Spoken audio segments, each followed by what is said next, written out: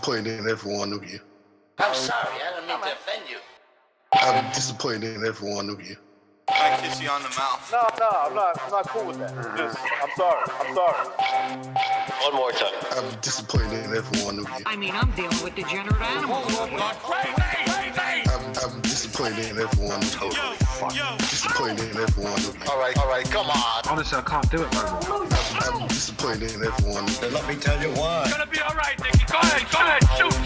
You just killed a fucking man. What are you going to do about it? Yeah, because you got nothing. You don't got a thing. Yeah, because you got nothing. Got nothing. I want to get out of this rat hole. I want to get online. I need BDA boxing.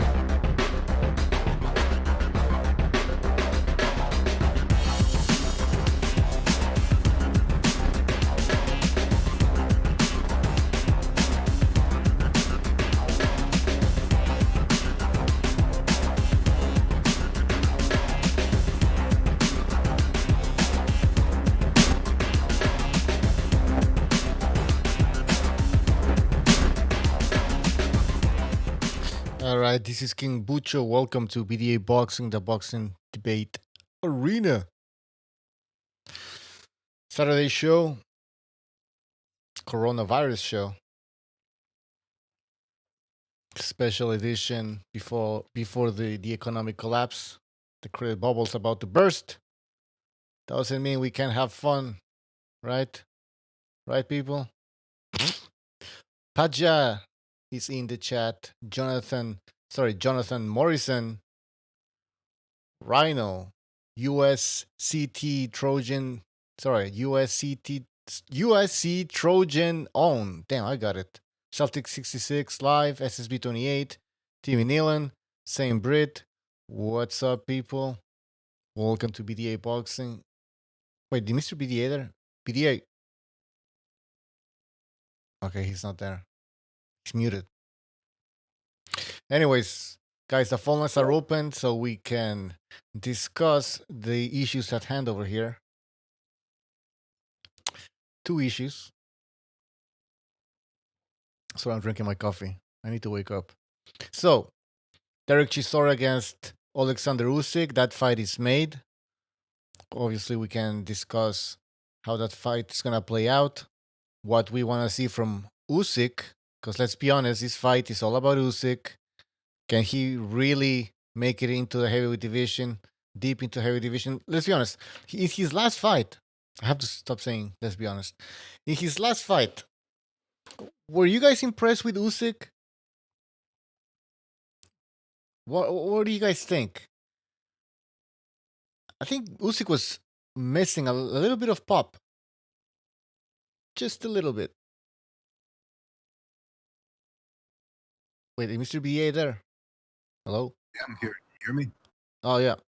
Welcome. And by the way, you got to speak. There's echo. I think you. Okay, hold on. This is what happens when. Gosh. Yep. I don't think there's echo on YouTube, though.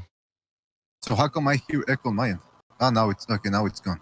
Yeah, I don't know what was going on. Anyway, can you hear me properly though? Or? Yep. Perfect. Fantastic. That's great. That's great to hear, Pucho. That's so great to hear. Hey, St. Brit says Corona versus HIV. Who wins? Well, Corona versus HIV. Are they on the same division? Talking Canelo. What? Nothing. No, we're talking Usyk against Chisora, and also, if you guys follow YouTube, if you guys follow the YouTube boxing community, you would have noticed that what's this guy's name? IBFTP is having this disagreement with Bruce Vane with regards to what's his name again? Andrade. What's his first name? Demetrius Andrade. So apparently Canelo is dogging Demetrius Andrade. So I don't know where that's. That? Who says that he's dogging? Okay, so Bruce Vane is saying that, no? How do you tell me? I thought you also knew about this, man. No, for sure it's Bruce Vane. Yeah. Okay. And well, it's interesting. Yeah, go ahead. I think we got on the delay or something here. Yeah. Go ahead. Well, I wanted to ask you though, what do you think? Because you know me, I don't follow the behind the scenes. This guy is avoiding this guy. This guy's avoiding that guy. But every time it seems like that's what happens sometimes between YouTubers or just general boxing fans. They start debating about, well, this guy's ducking that guy. No, that guy's ducking that guy. And at the end of the day, they end up fighting. The boxers, they always end up fighting. So I think we should quantify, if we want to get autistic about it, we should first of all establish what is ducking, past examples of actual ducking, and, because, for example, some people, Butcher, would say, well, Canelo ducked Triple G. Even though they ended up fighting, some people still maintain that he ducked him because he didn't fight him in 2016, which would have been prime years for both of them, really. I mean, actually, especially for Golovkin, I should say. So what do you think? I mean, what constitutes ducking? Ducking would be when two boxers, when there's no politics involved, there's no politics that can hinder negotiations, that can stop negotiations. Mm-hmm. When both fighters are in their prime. I mean, basically, when it's it's very easy to make the fight. It's very possible to make the fight, but there's just one fighter that doesn't want the fight for whatever reason. So that's why we would have to see. That's why I think it's ridiculous unless everybody has their facts straight, which most boxing fans will not, because no matter how much you read about it, you'll never know the full story, or it's very likely that you'll never know the full story of what's going on behind the scenes, because there's certain information that we're not privy to, right? So when people say, well, Demetrius Andrade or Canelo rather is definitely, without a shadow of a doubt, avoiding Andrade, I would have to look at all the facts first. I will say, however, go ahead. Yeah, but we can never know all the facts. Let's just put it there, like you said, we can never know all the facts. So based on, sometimes for the most part, the very few information that we have, the very little information we have, that's how we can make our assessments, right? We base our opinion on the little information that's out there, but we don't know what's happening behind closed doors. And the other thing about that is, on the one hand, I'm looking at the issue. I'm thinking, okay, is Canelo avoiding Andrade? Andrade is with the Zone. He is with Eddie Hearn, I believe. So you would have to assume that fight being made, that fight could easily be made, since they're both with the Zone. They're both in the same weight division. Andrade has been on a very good run. I mean, I specifically remember his best opponent so far was that win over Zulensky, which was a very good win. I mean, he won basically every round.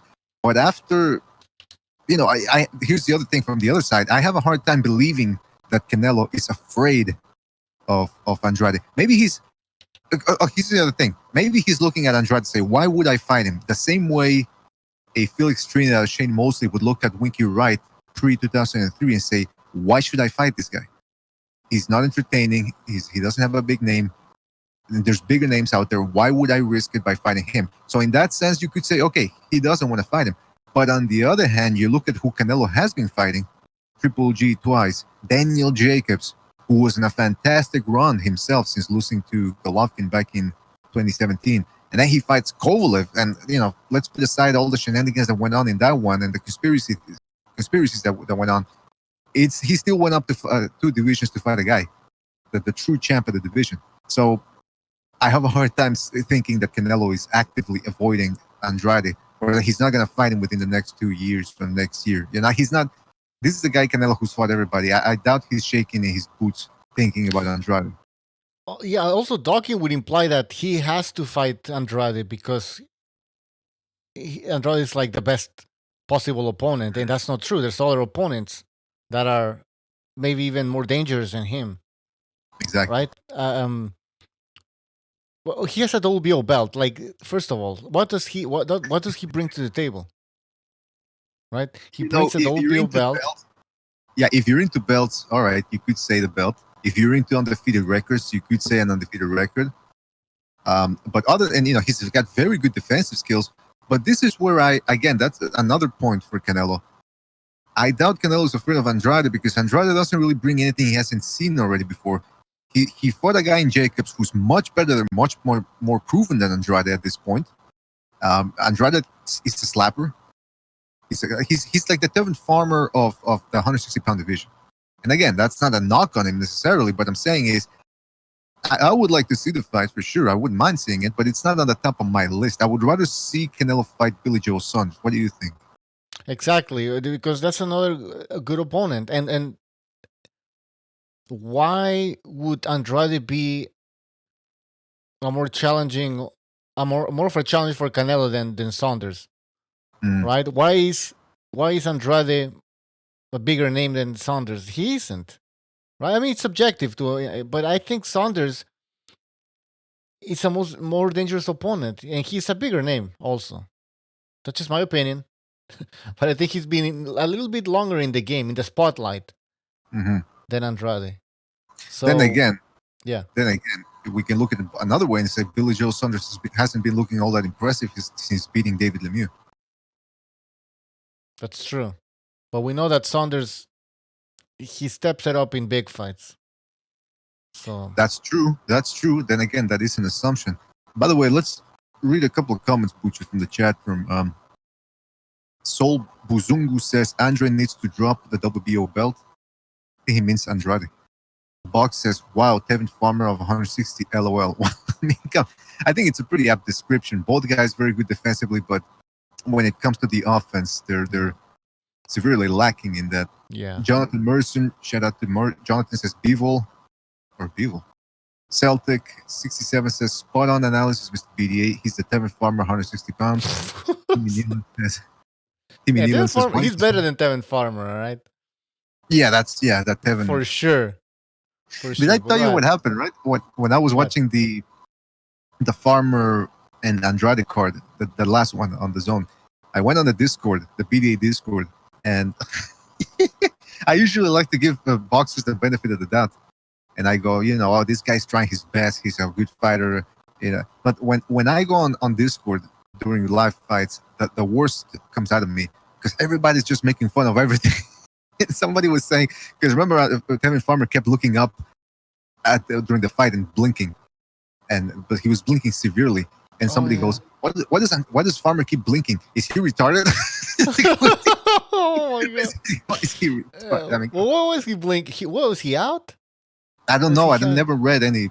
I never followed up on the news. I suppose he strange things happen, Pucho, during a fight. Could be a headbutt, could be a punch in the wrong place that shakes you up in a particular fashion.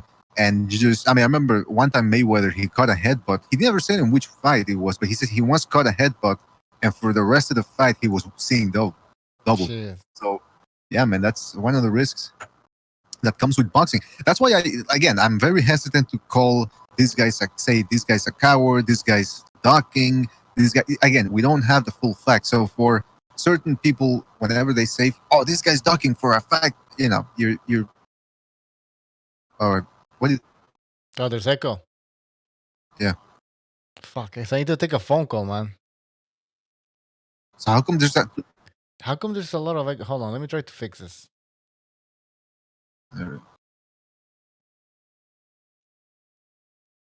Speak. Even when you speak. Holy shit! It's pretty bad, man. Mm-hmm. Never been like this.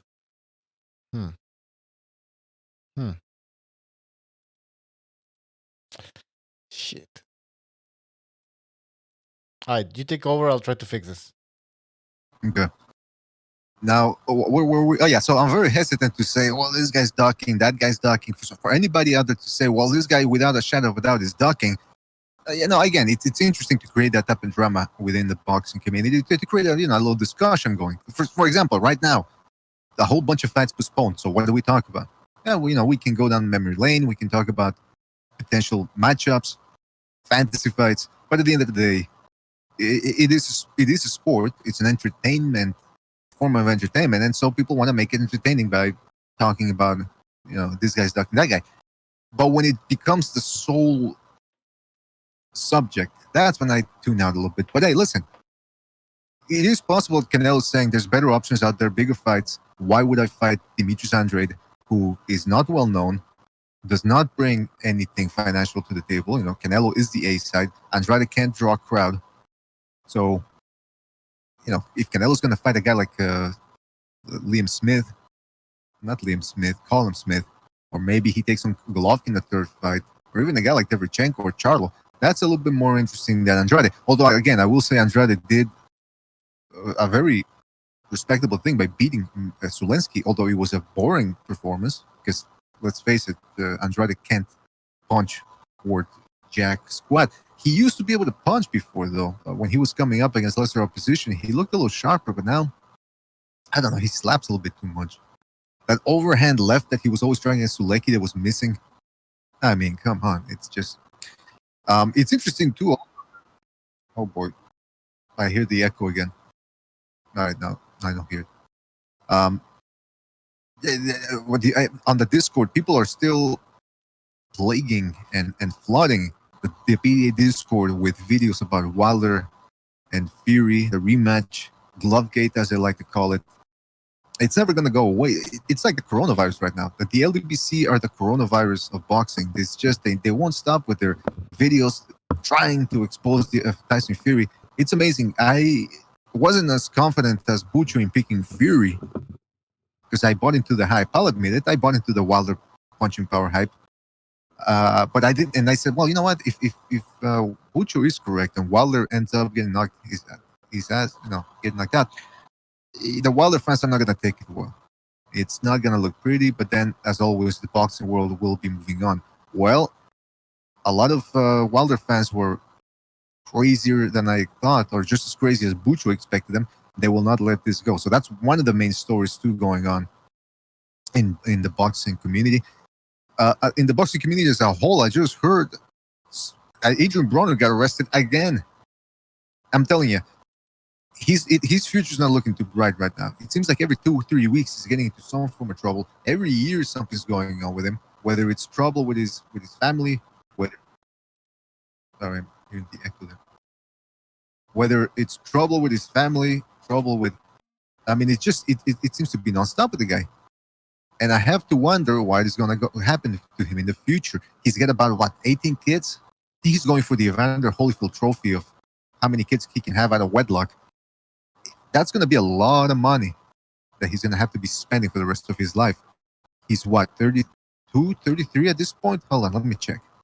Because he's no spring chicken either, right? As far as I know. Hold on, let me check. By the way, I can't write properly here, so I wrote Adrien Broner with a V. Adrien Broner is, he was born 1989. Okay, so he was about 31. All right. Well, you know what, though? Like I said, 31, he still has a bunch of fights. He seems to have the ear of Al Heyman. Broner is one of the bigger names that the PBC has, so I think he's going to be getting fights on the regular for the future, for the foreseeable future at least. But, if he pulls a stupid stunt one of these days, with his record right now, he's got a whole bunch of precedents, which might earn him more and more time each time he gets... a DUI, that's no joke in the United States, man. Or maybe I'm wrong. So we got Stu on the line. Story there. Right. What I was going to say? I'm here, man. I'm here. How you doing, Stu? My screen went off, but I was just about to talk. So. Yeah, tired, man. Tired. What's the topic? A boo-boo. Yeah, because we were talking about how there's some YouTube drama going on between Bruce Vane and IBFPP, right? What's the? I always mix up his name. And I think it's Bruce Vane is saying that Canelo is avoiding Andrade. IBFP is saying no, that's not true. And so Bucho and I were just trying, again, we're not picking sides, but we're just trying to establish what is a duck. Because if you think about it, a duck, what constitutes a duck? Some people still say that Canelo ducked Triple G, even though he fought him, but people still maintain, he ducked him because he fought him in 2017 instead of 2016. So it seems to be pretty subjective nowadays. Call a duck something a duck. What do you think? I mean, just look at Canelo's resume. Just look down it, right? Look at the names. Mm-hmm. Is this a guy that's going to look at Boo Boo and think, nah, I don't want no part of this guy? Come on, man. Canelo Alvarez would go through Boo Boo like a doorway. It'd be over quickly. Whenever Canelo wanted it to be over. What is all the talk about Andrade? I just don't see it. I mean, all right, he beat up Selecki, whoopee doodah. I mean, come on, Selecki was the most overhyped hype job in the last 5 years anyway, weren't he? Fucking everyone's talking about what great fighter Selecki was. No, he wasn't. Bob average. So, like I said, I've said it all along since I've been on this show. Andrade's a knockout waiting to happen. Oh, as soon as he fights a technically sound fighter with decent punching power. And like I said, I'm hearing Liam Williams is next. Williams is, I saw a comment on the Boxing Voice where they were knocking the Williams fight. Oh, that guy's got 2 defeats. What a bum. This shows you what boxing fans we're dealing with these days. Like I said, just look at his record, see two defeats, thought he was a bum without even realising that this guy's gone up in weight, a lot stronger at 160. Looks a lot better fighter. Fighters improve, Some fighters do improve. It does happen, And this guy's, I'd say he showed the most improvements in British boxing for me. Out of all the British fighters, he's shown the most improvements in the last 18 months. He's come from nowhere and he's looking a real threat, and I'll be picking him to stop Andrade. I know some of you people might think, fucking biased Brit again, but I told you Fury would stop Wilder, and it happened, and I just feel the same with this guy. Andrade, just go and watch the Cole Kai fight. I keep mentioning that fight, but just go and watch it. Just vulnerabilities were there for all to see. Doesn't hold a shot too well. I don't see this. Keep hearing about these skills. I mean, no, he's talented. He's not a bum. Let's be real, is he? I'm not going to sit and pretend he's a shit fighter. He's not. He's a good fighter. But he's nowhere near as good as what people are saying. So, Canelo Alvarez ducking Boo Boo. Tell me another joke. Well, you know what? I gotta say, first of all, hit the like button, people. Please, like button. It always helps out to have you guys, and subscribe if you haven't subscribed yet to the channel. I will disagree about Zulensky being overhyped. I think he's pretty good. You saw he out of all the guys that have beaten Kolke, he's the one that handled him. He's the one that looked the best out of everybody else. He also gave Daniel Jacobs a good fight. But here's my criticism about Andrade is I didn't see a great performance I saw a great defensive display against Zulensky because Zulensky wasn't landing much at all. But Andrade is a slapper. And against Canelo. And he's very wide with his shots as well, slaps them. I mean, you get a good, like I said, Liam Williams, southpaw, very, very strong as well, very good with his straight punches. And it's going to be a stylistic nightmare for Boo Boo. And you know what I'm saying? I know some of you guys think I'm out of my mind, but you'll see on the night. That's if the fucking coronavirus don't postpone it, sort of thing. But you'll see a good Liam Williams in there. Like I said, don't be fooled by the record. Some fighters, they hang around in a division too long, and that's what Liam Williams' problem was. Just weight draining himself at 154, and he lost to Liam Smith. I think he lost to Liam Smith at the time, and that looks a bad defeat when you look at it now. But I think it'd destroy Liam Smith if they fought now. So. Yeah, it's a different animal for Boo Boo to deal with. I think it's Boo Boo's toughest fight, just put that way. And I'll be picking in Williams to win that. Because Butcher and myself, we were talking about, well, why does Andrade deserve a shot? Because we were talking about, well, what constitutes a duck? Is Andrade some sort of mandatory for Canelo? Because I know he has the WBO belt, but you know me, I don't care about belts. So that alone doesn't justify a Canelo fight. The fact that he beat Zulensky at top middleweight and did it, he won basically every round, even though he was missing a lot with it. He tried to knock out Zulensky, remember that? In the first 3 rounds? And then he ran out of gas and just relied on his defensive skills to keep Zulensky at bay, and he landed a couple of shots every now and then. But that was it. I mean, unless he's going to be dancing circles around Canelo and Canelo's going to be missing, that's the only way Andrade can win that fight. And if he can't do that, he's going to have to hurt Canelo. And I don't see him hurting Canelo with those slaps of his, especially after Canelo has gone to war against guys like Golovkin. And he had Kovalev afraid to throw shots. So, I mean, listen, Canelo will eat them shots like a taco. I mean, come on. He'll eat them fucking shots like a taco, mate, and then come back with his own. The problem with Andrade won't be eating those shots like a taco. Canelo is explosive, and like I said, when you see what he did to Kovalev, if he's knocking out a light heavyweight like Kovalev, even though probably a weight drain Kovalev and a shot to pieces Kovalev, don't matter. If he's knocking out a guy like Kovalev, what do you think's going to happen when he lands on the button of Andrade? Yeah, it's going to be fucking sleep time. So let's not be fooled. Bruce Wayne, he can talk. He better be careful what he wishes for Boo Boo.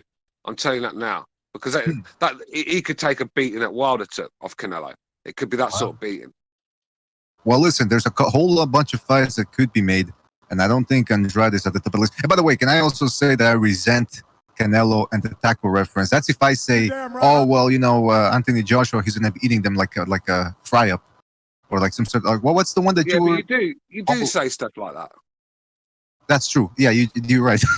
All right. You do say stuff like that, so it's, calling me out on that. Listen, if I'd have said fucking eating it like a fucking chili con carne, would that have been any difference? Do you know what I mean? It's a Mexican plate, isn't it? A Mexican dish. I've got an echo. Who's on there with an echo? That's Bucho. He's trying to sort that out because he's hosting from his Discord. So, so he's trying to modify that. You know the point I was trying to make though, Bucho. Do you know what I mean? It's just don't see Andrade. Like I said, Canelo. He's not going to knock Canelo. If Gennady Golovkin can't knock Canelo out, how on earth is Boo Boo going to do? Well, it's not just necessarily about hurting him. About knocking him out. It's about hurting him. And I don't think he can actually hurt Canelo all that much. By the way, I see we got Johnny Boy on the line. Johnny Boy there? What's up, buddies? Hey, good to have you on board, man. How you doing? Good. I'm just dealing with the fucking zombie apocalypse out here. Okay, everybody's going to bring that shit up, man. Well, no, dude. I mean, they're fucking... I'm just dealing with the fucking... We're all fucking... Game over, BDA. Game over. Yo, those people who are getting on the toilet paper... got it now from you too. Nah, okay. Hey, oh, really? I just heard he's got it now. Bono? Bono. Yeah, from you too. Well, I suppose he can use some of that money he's ripped off of everyone. That fake charity that he does. He can use a bit of that money to use on himself, can't he? Made an absolute another one, Bob Geldof. When you see how much Bob Geldof's worth, you think, well, when you listen to his fucking music, it can't be through that because he's terrible. One of the worst. His band was dreadful. One of the worst singers ever to grace a mic. Hideous singer. But look at the money he's worth. He's made this money through that Live Aid shit. That's what I'm saying. A charity, a scam. Bono did the same, and it's come back to haunt him. That's what I'm saying. Sometimes karma comes to bite you when you do stuff like that. The BDA, yeah, dude. I'm just fucking hoping. Casamaro don't get canceled, man, because that's on my birthday. So fingers crossed. I don't think they're canceling the fights, just postponing them. Well, I mean, you know what I mean. Pushed back, whatever the fuck it is. Yeah. Well, listen, a lot of these people, they don't want to take any risks anymore. Especially, imagine if they go on with the fights and nobody shows up. It looks bad. So I think that's what they want to avoid as well. Well, the UFC's doing it right now. They're fighting in the fucking arena with nobody in it. That's fine. I know. You can hear the instructions. I just watched a bit of that. You can hear the instructions in the corner and all sorts. It's terrible. You need an atmosphere there, don't you? Nah. If it's between having an atmosphere, the fight's getting postponed. No atmosphere. Nah. Johnny Boy, Dana White is like Vince McMahon. Even if they were holding the event in Baghdad and there was a missile war going on, they'd still hold on with they'd still go on with the event. This guy just doesn't give a fuck, man. He just wants to do what he wants to do. And so I wouldn't be surprised if they keep going with the event. Mate, there could still be licking earthquake and White would still make the event go on. That's right. Hey, listen, he's got a corner that the ring card girls somehow, and if there's no event, he can't know where they are. So once there's an event, he knows where all the ring card girls are. He can accost them that way. But what do you want to say? Oh yeah, Johnny Boy, because we're talking about Demetrius Andrade and Canelo Alvarez. Suppose some what's his name, Bruce Wayne and IBFPP, they're arguing back and forth about who's ducking who. Bruce Wayne says that Andrade is ducking Canelo. And so we were just trying to establish what exactly is a duck, because some people say that Canelo ducked Triple G by not finding him in 2016. So it seems like anything can be a duck nowadays. Even if the fighters do end up fighting, they can still, fans still go back and say, oh, but he ducked him this year and that year. And you know what I mean? So what do you think about ducking? What is a duck anyway? Well, I don't know what's going on between the. I don't really know IBFP like that, and fuck Bruce Wayne. But wait a minute. But anyways, I was just gonna say, let me ask you this: who is Andrade even beaten that's even proves he's fucking Canelo worthy? I don't care that he's got some random fucking belt that he won vacant. Like, nah, man, fuck out of here. Perfect. Go beat somebody. So obviously you don't believe in that whole ducking thing. Nah, Canelo can't be ducking. That kid ain't even beat nobody. Shit. Well, listen, like I was telling Stu and Bucho, I like the Sulensky win from Andrade, even though it wasn't entertaining, because let's face it, Andrade is a slapper. He's a great defensive fighter, but he is a slapper. So I don't see him beating Canelo. Now, the other component of a duck, like Bucho said, is a duck is if a guy has beaten everybody in the division except for the champ or the top guy, and there's nobody else to fight for the top guy but that number one contender. In this case, let's say that would be Demetrius Andrade. Is Demetrius Andrade the top middleweight behind Canelo? Is he the next guy that really has proven that he deserves a shot at Canelo? No. No, right? Yeah. No, Derevyanchenko's proven he's got more of a shot at worthy at Canelo. He fucking, in my opinion, he beat Triple G and he gave Danny Jacobs a hell of a fight. So that's two of the top three middleweights right there. So if anybody deserves a fucking shot at Canelo, it's at 160 anyway. It's that kid. Yeah. I mean, he fucked. Yeah, go ahead. No. I was just gonna say fuck. Yeah, I mean, he in my opinion, he beat Golovkin and he gave Jacobs a fucking hell of a fight too. They could have went either way. So I mean, yeah, if anybody deserves a crack at him, it's that fucking kid. I'm looking at Andrade's record here, and I forgot to bring up the Akabov win. The stoppage was BS, but he was doing better than Billy Joe Saunders did against Akabov. So I got to give Demetrius Andrade some credit. But again, Canelo, the other thing, the reason, like you said, why we can't say that Canelo is necessarily ducking Andrade is because he fought Triple G 2 times. He beat Daniel Jacobs. He just beat Sergey Kovalev at 175. So I have a hard time believing that Canelo is Andrade or trying to, or shaking his boots thinking about Andrade. By the way, Butcher, leave the phone calls alone, man, because I mean, if you're going to be hosting and we got the echo going, it's not going to work. I just want to respond to a guy in the chat who's talking about Wilder. Ray Jefferson says Wilder the face of boxing, and then he says Wilder the face of the sport. He has continents behind him. I just want to know what these continents are, because in America, that's for sure. And by the looks of it, it's not the Africans either, because they're behind Joshua. So I want to know, who are these people? It's a little corner of people in America called the LDBC. That's about it, what I've seen. I mean, the fans he did have on side have jumped ship after his behaviour recently. And the behaviour of his fans as well. I mean, anyone that tried to like Wilder, it's impossible now after seeing the behaviour of his fans.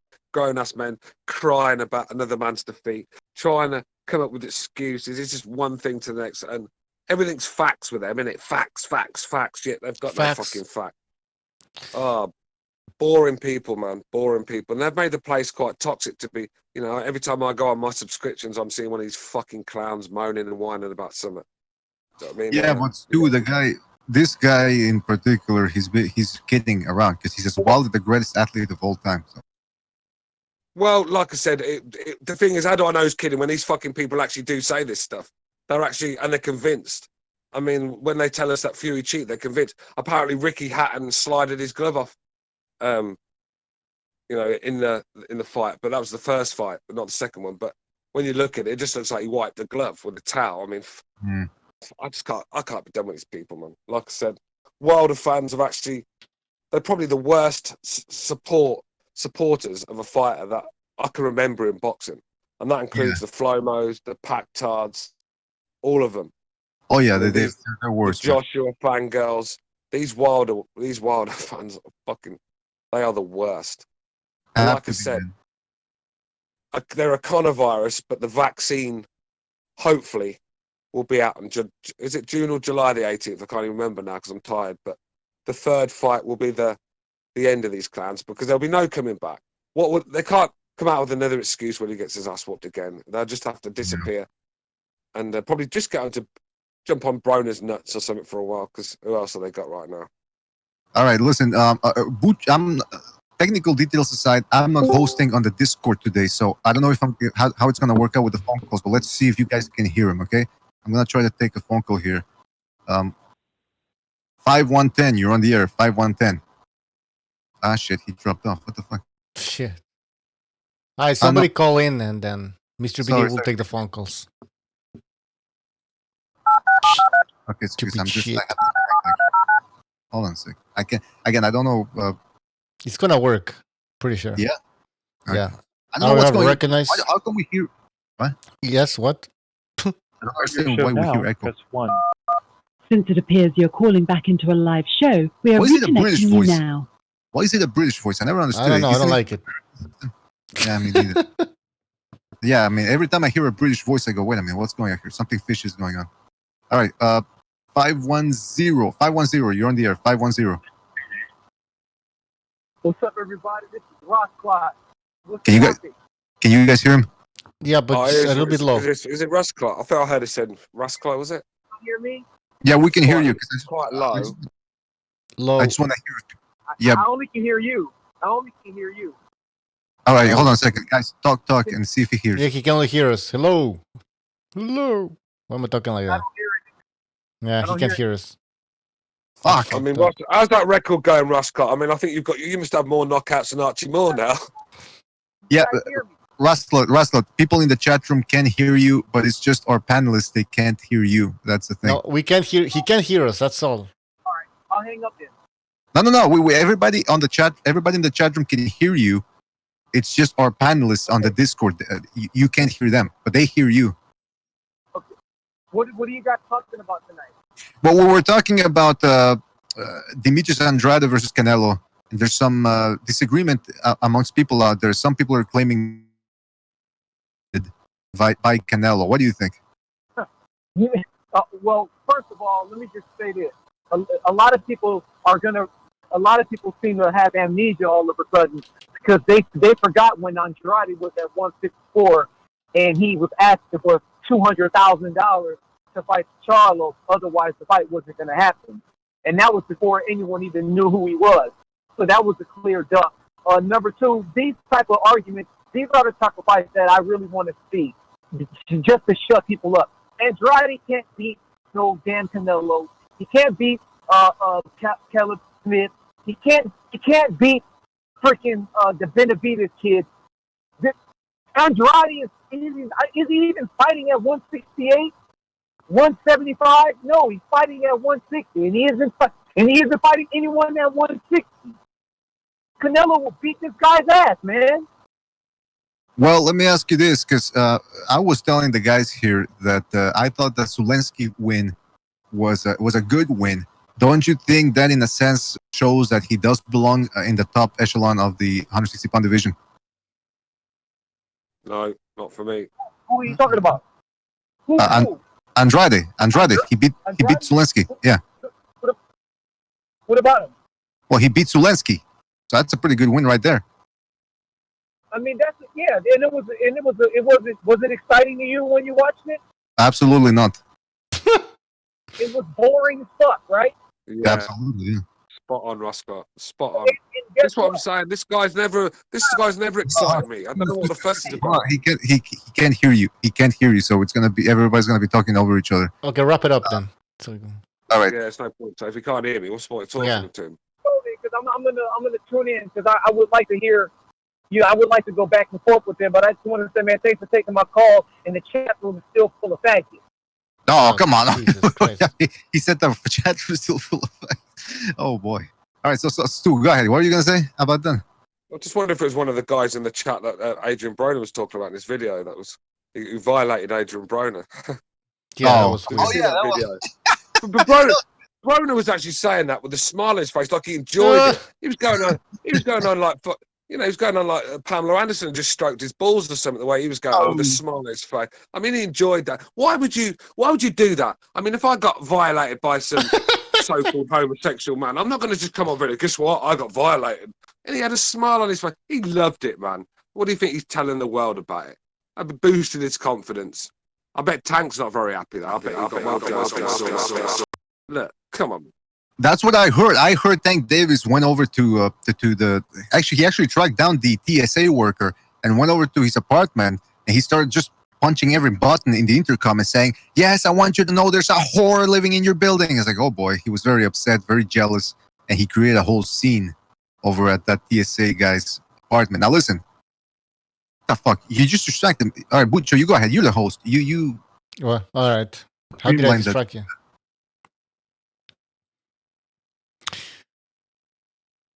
All right. We can also talk about Usyk against, because let's be honest, what else I want to say? We all agree, I think, that Canelo isn't docking Andrade or Boo Boo, whatever you want to call him. That's just ridiculous. I mean, the only reason why... yeah, go ahead. Sorry, Butch, I just say it gets thrown around too much, that word, doesn't it? Yeah. Boo Boo. That word duck, man. Yeah, that's the thing. Dog, I thought Boo. I guess that sounds pretty gay, but... That's what we're trying to establish. What is a duck? Butcher, what do you think? Do you think Canelo ducked Triple G, or because he ended up fighting him in 2017? So how can you know what I mean? Okay, here's when I think we're gonna start disagreeing. I do think that he's ducking Triple G, but now it's too late. Listen, Lau, I don't want to see the fight. I wanted to see the third fight right after the second fight. Now, because they waited so long, I don't want to see it again. But I cannot forget the fact that Canelo dogged Triple G for that third fight. That's a fact, man. Facts. For me, the word duck, I think if you've already fought a man before, then the word duck just doesn't come to the equation for me. I mean, was it close?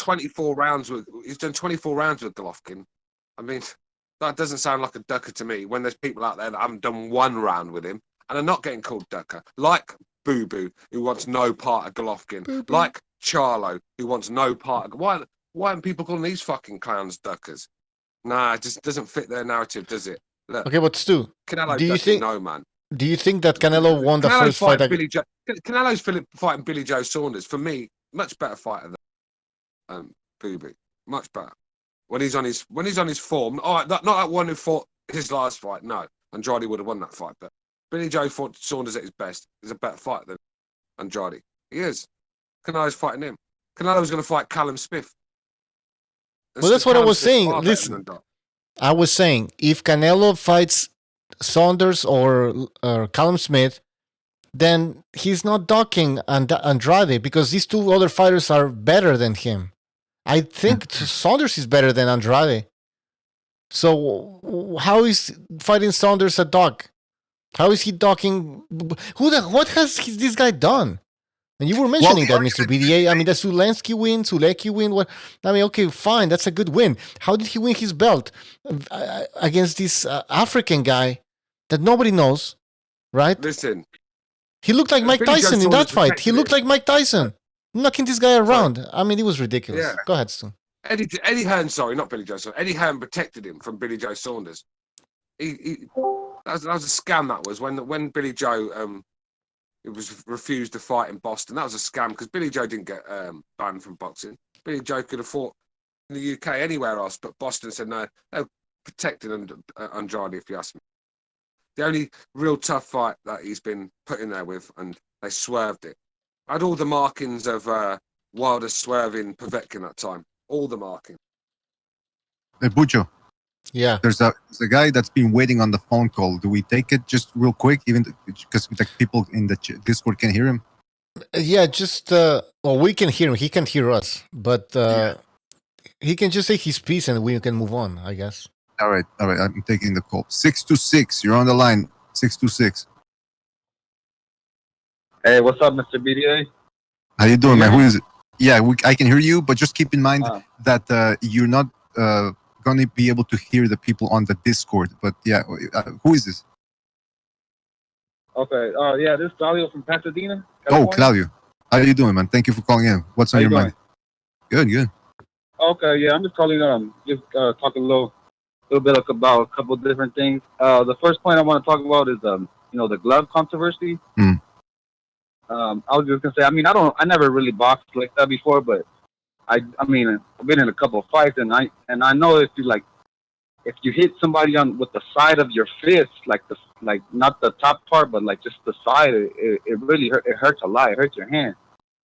So I don't buy all that like glove controversy thing, because even if you go just hit a punching bag, go hit it with the side of your fist, it's gonna hurt a lot. Mm-hmm. So I don't buy all that glove controversy thing. And then the second thing about the Canelo and what's his name again? Andrade, right? Yeah. I think it would be a good fight, and I think Canelo does kind of. I do think he kind of avoids them, but at the same time, I just think Andrade, he doesn't do nothing for his career to make himself basically stand out. I think his last fight, he fought some guy that no one's ever heard of, and he went like 10 rounds with him, and it took him 10 rounds to fight. I heard the guy wasn't even ranked in the top 20. If Canelo went 10 rounds with a guy that was if any top fighter goes 10 rounds with a guy that's not even ranked in the top 20, everybody's gonna make fun of him. Look at this guy, he's a fucking bum. Well, what do you think of that?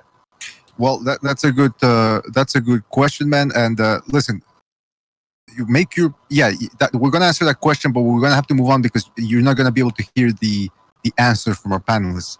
So okay, can I just say one more thing? Yes, please. Okay, I just want to get well, I can't hear what you guys are saying. I just want to get your prediction. If this fight does happen, the Lomo and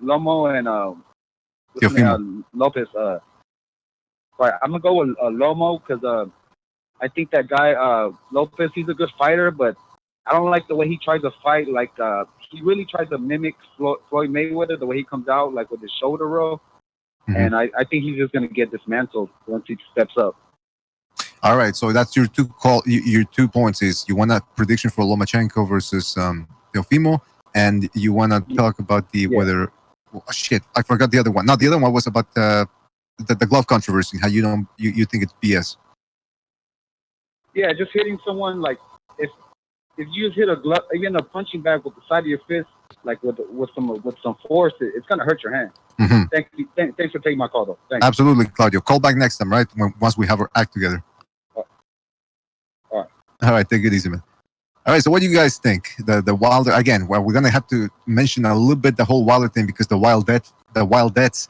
We just won't stop bringing it up. They just can't accept the fact that their boyfriend got the shit beat out of him. What do you guys think? It's fucking ridiculous. I don't even know why we're still talking about this fucking fight. It's been a fucking month. Shut the fuck up. It's over. Shut the fuck up. Shut the fuck up. Let's move on to the next thing. We got zombie fucking apocalypse going on over here. We got fucking fights getting canceled. We got fucking, everything's getting pushed back. Bob Arum already said he's not going to make Teofimo Loma till the fucking virus is over. And fuck Wilder. And that's it. It's over. Fucking Jesus. How long are we going to, how long? It's going to be a month. When is this going to stop? That fight's off. forget about it. Like I said, these guys, I don't even know if they're going to make it now because that's the only good thing about the virus, really. It's postpone this fight, and these fucking clowns are just going to have to be on suicide watch a bit longer. And that puts a smile on my face, knowing these guys are going through misery. And that's what's going to happen. This fight's not happening. Do you think Tyson Fury is going to go to America when there's a virus and everything? Well, still, they're gonna blame Tyson Fury for releasing the virus. Properly. Who are you gonna get with sparring partners and stuff like that when you know? Let's not act like it's just in America either. Sorry, it's not just in America though. It's all over the fucking. I didn't say that, but the fight's gonna be in America, isn't it? Or is it gonna be fucking? Oh yeah. That's what I'm saying. He ain't gonna go to America when it's like this. Do you know what I mean? Yeah. It's not. No, it's interesting. You're gonna have to go over. No, you're gonna have to go over there 2 months before, right? And like I said, everything's shut down. You're going to be struggling to get sparring. You know, the gyms are going to be fucking closing by the looks of it because it's the same over here. So he's not. It's just the environment is not there to be in a camp. So what's the point? That's true. I wanted to say something about that, the coronavirus. Apparently, Bob Arum, they asked him about it. He says, well, we're going to see which events we postponed. For example, tonight there was supposed to be a fight between Shakur Stevenson and Mariaga. That was postponed. And then somehow Bob Arum, the everlasting liberal, somehow blamed, he managed to blame Donald Trump for the spread of the coronavirus. So, I feel like Donald Trump was responsible for the coronavirus. I mean, the guy, he's a Republican. He must have released the virus himself. BDA. Here's the thing, though. I can live without a bum-ass Shakur Stevenson fight. I don't want to know he Casemiro fucked with Fury Wilder 3, Pacquiao, and whoever, probably Mikey. Those kind of fights. Loma and Teofimo. Those are the ones I don't want to get fucking postponed. I can live without, you know what I'm saying? You know what I'm saying? No, I can live without Shakur Stevenson. Hang on, Stu. But yeah, you know what I'm saying? Like, I can live without Shakur Stevenson. I don't give a fuck about that. But yeah, some big ones. I think they'll all be postponed, to be honest with you. I don't think one can be postponed and not the other. I mean, like I said, it's the same problem. What I've just explained, Fury's problem is when he's like in camp for this next fight, the other guys are going to have the same problems. So it just doesn't make sense. Look, it's sad, really, because boxing's, we're not going to get any fights for a while by the looks of it. I mean, just as things were about to pick up in boxing and starting to look a bit better, the fights were being made that we were asking, and then this fucking thing comes along and ruins it for us. Let's face it, the year wasn't looking all that great in the big. I mean, I don't know, man. I said because we had some good fights. Like I said, Teofimo, Lima looked like it was going to happen. We had a good fight. We had Fury destroying Wilder. That was a great start to the year. There's going to be some big fights. Billy Joe Canelo's a good fight for me. I like that fight. Liam Williams, Andrade's been ordered to fight him. That's a fight I'm really interested in. So yeah, the boxing was starting to pick up. There's a few fights. Josh Warrington, Stevenson, what they were talking about. That's another fight I wanted. These are fights I wanted to see, and I don't know if we're going to see them now. Unless they can pile them all in and get rid of this virus quick and pile them in the latter months of the year. But like I said, it's going to be a while, I think, before we get a top fight. Hey, by the way, as long as we get again slow boxing time right now because of the fact that some of these fights are getting postponed, Bucho, go to ESPN.com, the boxing section, and click on the article that says boxing's biggest stars: Canelo Alvarez, Manny Pacquiao, and Tyson Fury, because that's an article by Dan Rayfield and Steve Kim, and they were able to separate boxing's biggest stars by tiers. So they got tier 1, tier 2, and I believe they got tier 3. Okay, I think I found it. Yeah, so it's interesting because I want to know, there's a little bit of a one that jumped out at me here, and I think if you can put it on the screen or share it with the people on Discord, you're going to know what I'm talking about here. But because it's interesting, because every fucking year, man, boxing is dead. There's no big stars. Before we used to have Ali and Frazier and Leonard and Tyson, and then in the 90s, De La Hoya, Tyson. This boxing landscape right now, it's pretty good. We still got Manny Pacquiao, we got Canelo, we got Tyson Fury, we got Joshua. So, I mean, I don't understand why people are complaining, but look at it. Oh, you're going to put the article in Buchu. Hold on. Joshua's not going to happen, I'm hearing. Joshua Pulev's not going to happen, I'm hearing. I can't see Usyk Chisora going ahead either. I don't see the. What the fuck was that? Wait, what was that? Johnny's been hanging around Bono by the looks of it.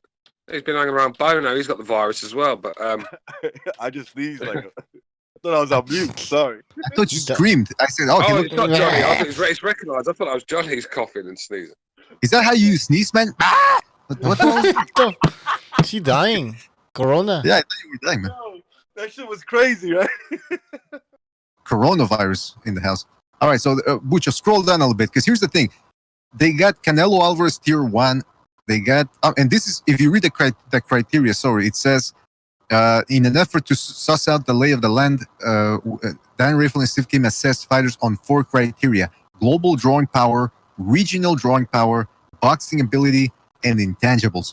So they got Canelo and Fury Pacquiao on tier 1, and then they got Joshua on tier 2. Guys, don't you think Anthony Joshua is number 2 in terms of global drawing power behind Canelo Alvarez? Why do they have Tyson Fury ahead of him?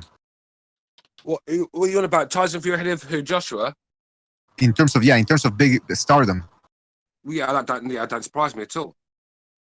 So you think? Anthony Joshua has not cracked the American market, and that's just how it is. He's got a fan base in the UK, a fan base in Nigeria, and after that, where? But hold on a second. Hold on. When he fought Saudi Ruiz, Arabia. Yeah. Butch, fan base, Butcher.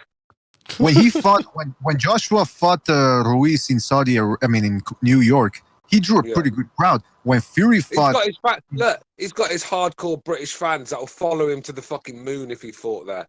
He's got a good fan base. But when you're talking about global stardom, right? The Americans, what they remember of Joshua is getting his ass whooped by a fat man and then running in the second fight. I know that's not the case. If you're a boxing fan, you know the method behind Joshua's work in the second fight. But a lot of these are casuals. They're just seeing Joshua run all night, and he just didn't. He did that hurt him for me. I mean, especially the first fight. I mean, his chance. If he had gone in there and smashed Ruiz to pieces, he could have broke the market and been a star himself. I just think with this, I think Fury's took a bit of his shine, if you get what I'm saying, and I think Joshua sort of brought it on himself. Let the Wilder fight stew too long. And that's another thing. And then when I hear a lot of Americans talking about Joshua, especially on the radio stations and on the podcast, there's not many people that really have too many good things to say about the guys. So for me, that wouldn't surprise me that Tyson Fury seems to have been the man of the moment right now. So yeah, not surprised. Well, I don't understand though. You said, well, Joshua drew a better crowd at Madison Square Garden because his fans traveled to see him. So but he drew more people to Madison Square Garden. But what I'm saying is, but that was before. That was the first fight. This second fight is the one that's boosted Fury to the top. I'm not about before this fight because Joshua was a big star, but it takes one big fight to make you a star. Ask Floyd Mayweather when he beat De La Hoya. This is what it just takes one good performance for the world's watching, and Joshua had his chance and he blew it, didn't he? Let's be real. He blew that chance in America, and that's probably why he's behind Joshua. In Britain, it's neck and neck. But Fury's big in Britain now. They're all fucking jumping on the bandwagon with Fury, especially with his fly on the wall shows. They all love his wife and his I mean, Joshua's sort of like lost his shine a bit. Not for me because I still respect Joshua. I think he's a great fighter. And he's a Brit, so I'll always support Joshua. But it is what it is, isn't it? I'm just saying. Well, I want to see because if we want to talk about is he number 2 behind Fury in terms of stardom, I can accept that. But what I don't understand is why they put him in the category tier 2 here in this article. Kim says the Brum Bomber up until that's Wilder. Where is the fucking Joshua? Okay, he says for all the people crowning Tyson Fury as boxing's best big man, Joshua actually holds 3 of the major belts. Beginning with his second round stoppage at Charles Martin, when Joshua won the IBF trap, he has been collecting belts. When you look at Joshua's overall resume, top to bottom, it's as good, if not better, than that of anyone else in the division, with victories over Klitschko, Dylan White, Joseph Parker, and Povetkin. His only blemish was a shocking upset. Okay, so he goes on to say the same thing that you're saying, Stu, that he's going to have to shake off the effects of the Ruiz defeat. It's going to be a tougher one to shake off than you think as well, bro. Like I said, these guys are across the pond. They don't forget defeats. They don't forget defeats over there. You know what I mean? And that they saw Joshua perform terribly that night, and that was his problem. I mean, the Americans don't respect him as much as the Brits do and other people. And like I said, he's going to have to get a big win and do it in style to break that market for me. Because is he that far? No, what's that again? Is he that far from becoming a global superstar? He's big in other places around the world. It's just, for me, America. And like I said, that's where a lot of the money is. That's where that's where you got to crack. Tyson Fury's a big star in America. That's why when you said he's bigger than Joshua now globally, it doesn't surprise me. It doesn't, because Tyson Fury's a lot bigger name than Joshua in America. Stu is one of those guys that wishes he could live in America. That's the feeling I'm getting. I don't know, but I'm talking about boxing. The amount of money that's over there, you've got to crack that market. Well, hey, listen, 60 million people in the UK. What are you cracking there? You can make a good living out there, but you're not going to be a superstar on an island of 60 million people. You've got to, especially in boxing. You've got. What do you think Manny Pacquiao comes over here for? Goes over there for? And Canelo Alvarez fights in America. They're doing it for a reason, you know. And that's why Joshua decided to fight Baby Miller over there to break the American market. He did it for a reason, and it backfired because obviously Miller was popped, and then Ruiz came and did a job on it. So you're absolutely right, man. I do believe that right now Fury he's the harder name based off of the fact that he just beat Deontay Wilder. The problem is going to be in a couple of months or years, you know, within the next couple of fights, because let's face it, let's just put it out there. Tyson Fury is just not that entertaining. Now, yes, Joshua can stink the joint too, or like he did against Joseph Parker. But for the most part, he's got better offense than Tyson Fury. So down the line, that's one thing we got to watch out for. Can Tyson Fury continue stopping guys? Because even the Deontay Wilder fight, it was getting a little sloppy there at the end. Well, he's entertaining when he's beating up Wilder. Oh. Without a shadow of a doubt, that's true. The thing is, I think Joshua fans have got to calm down with this. How famous and what a superstar Joshua is. Yeah, he's a big name in that lot, and yeah, he's got the belts, isn't he? So he definitely he's a star, but I think they need to calm down a little. You know what I mean? Globally, worldwide superstar. I don't think so. Let's be real. The Saudis will pay anyone to go over there. They've got money to burn. Did they have to give Joshua $85 million? They didn't even have to give him that. He would have gone over there for 50. It's just making a statement. They just burn it. Yeah, they'll get other guys over there. Do you think Josh is going to be the only one that gets paid good in Saudi Arabia? It's a start of many things. Is it true that they paid him? Is it true that they paid him about 43 million? Is it true that they paid him 43 million in cash with a check actually? And I have no idea. I mean, I don't know why you'd want to. I mean, that's the sort of thing Charlo would do. Has to get it paid in cash. 43 million cash, please. Do you know what I mean? Why would you want to carry that sort of change around? I don't know if it's to do with tax. I don't know how it works out there, but Josh was quite smart when it comes to money. He's quite tight as well, so I couldn't imagine him walking around with 43 million in cash. No. Hey, but Stu, here's the thing, though. Is it me or the Joshua fans getting a little annoying? Playing with that kind of money. Getting a little what? Annoying. Are the Joshua fans getting annoying now? Some of them. It's definitely not you. I agree. I'm a Brit and I can see it. Annoying as hell, man. You calm down. It's like some man crush going on. I get up in the morning and look at Joshua's shiny six-pack every morning, the poster on their ceiling. I mean, fucking get out of here, man. He's a human being. He's another man. Like I said, the thing is, when you meet your heroes, you're always disappointed. And that's what will happen when you meet Joshua. Do you think Joshua's going to... He might do it when there's a camera there, but go and bother Joshua when he's walking around Watford. I'm just glad they both... So you'll get the real Joshua then. Look. Calm down with this fangirl shit. Go ahead, Johnny boy. I was just going to say, I'm glad they both got their ass whooped. I'm glad Wilder got his ass whooped. I'm glad Joshua got his ass whooped. Fuck the both of them. Both their fanboys can suck my dick. Both sides. Both sides of the coin. Okay? And that's it. They both got whooped. this show is turning into a bar conversation. It's like a conversation at a bar, and I'm just waiting for Fury to get his ass whipped, and then everything will be nice and beautiful. The thing is, though, I did say Nice on and this beautiful. show, that if they didn't get this fight with Wilder and Joshua, didn't make it happen, that both of them were going to come and stuck because they're both a KO waiting to happen. And it's on video. You can go back, hear it.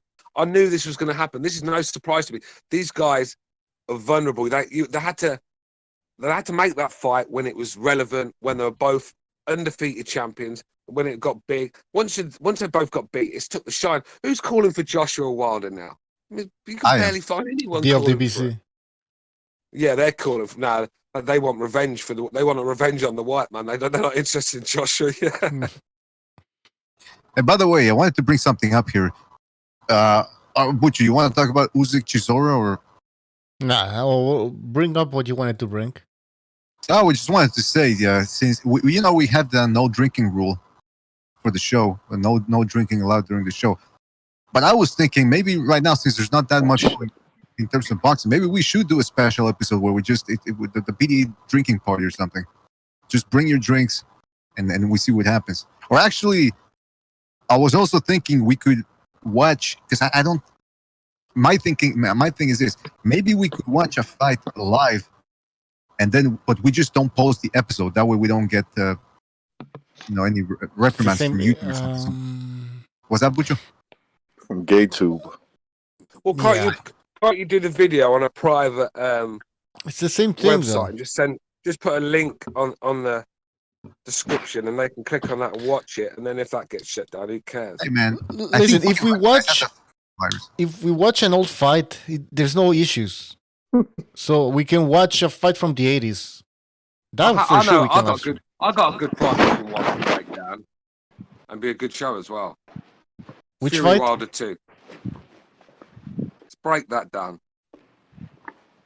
Yeah, well, you know what? Here's the thing: we can always watch a fight live on the Discord, but simply not broadcasted through YouTube. But Wilder Fury 2, that's too recent. We couldn't even. It would have to be something. I was joking, bro. I was only saying that to wind them up. Oh, okay. I thought you were being serious. No, but you know what we could do? What we could do is all of us here on Discord, we watch the fight. We just tell people on YouTube, listen, we're gonna start off at this round, and we put a timer so that people know which round we're at. There's gonna be a bit of a delay, but we could try it just for the the BD drinking episode. Everybody bring in. It would be the drunk tank episode or something. I don't know. I'm just thinking out loud here. The quarantine show. The quarantine show. Hey, SSB in the chat says, do more Second Renaissance streams. Overhand says, why do you have Yeah, don't. Hey, Smarty Jones says Gotti against Ivan Robinson. How many times did they fight? Twice? Twice, yes. The fucking good fights, man. Fucking good fights, man. I was watching Argadi again. There's a video from Max Boxing from back in 2005, I believe, 2006. And you see Gatti hitting the punching bag. Man, this guy had some follow-through on his shots. Man. He wasn't just tapping the bag. He wasn't hitting the pull noodles with his trainer. He was going hardcore on that fucking punching bag. I remember I watched Gatti fight years ago. He fought this guy. I mean, I think he put on about 25 pounds overnight, but he looked huge in there. He fucking he nearly killed this fight. Joey Gamache. Joey Gamache? I can't remember who the guy was, man, but he fucking... Joey Gamache. Joey Gamache. Yeah, that's the guy. Yeah. Oh, he nearly killed that fucking guy, man. Is it Gamache or Gamache? Gamache. Well, let's have our resident Goomba here tell us. Johnny Boy, is it Gamache or Gamache? Gamache? No. Johnny Boy, are you there? No, he's not there. Johnny Boy. Right here. It sounds like all right. Hey, Johnny Boy. So is it Gamache or Gamache? Go ahead, Johnny Boy. Gamache. All right. Fucking up. You remember when T-Tone called in and he's like, Johnny Boy was on, but he'd left his mic or something. So T-Tone's like, hey, Johnny Boy, you there? And then Recognize goes, go fuck yourself. It was like the Johnny Boy voice. He said, go fuck yourself. I'm tired of your shit. Oh, man, that was good. That was fun, man. Good times. Oh, yeah. So, okay. So, Bucho, Gary Robertson. That was in '98, I believe. So what do you think? I want to watch. This is my suggestion. This is something I'm throwing out there. Hagler, Leonard, and we score the fucking fight. Oh, let's score the fight. Who won that fight, man? Because let's be honest, that Sugar Ray Leonard trick. I remember watching that. Yeah. I haven't watched that fight, right? I haven't watched Leonard Hagler for fucking since early '90s. And I remember the 2 times I have watched it, I had Hagler winning. Yeah. So yeah, it'd be interesting to see, because like I said, as you get more experience in watching boxing and knowing what to look for when you're scoring fights, you might see it a bit different. But like I said, it'd be good to see. I don't think Leonard did enough that night. I think what it was because Leonard come back 6 years, fighting a guy that was 2 weights above him. I think because he was doing well, and like I've always thought, when fighters are doing well, they get a bit too much credit for it. They're getting rounds for surviving, if you get what I'm saying. And it was a bit like I've seen it happen a few when a guy's expected to get blown out of there and he's hanging around, he's getting credit, and they're giving him rounds just for being alive, if you get what I'm saying. Just for being in the fight. Yeah. Oh, people are saying, how about Louis Holyfield won? That wasn't, I thought that was boring. Part 2 was better. God. We know it was a robbery, though, so there's no point. And it was we're not boring. going to see it any other way. We could watch that fight 10 times and we're going to have Lewis winning it 10 times. Exactly. Second fight was closer. Second fight was better, man. Yeah, and a bit closer. I still obviously had Lewis winning, but it was definitely closer. Yeah.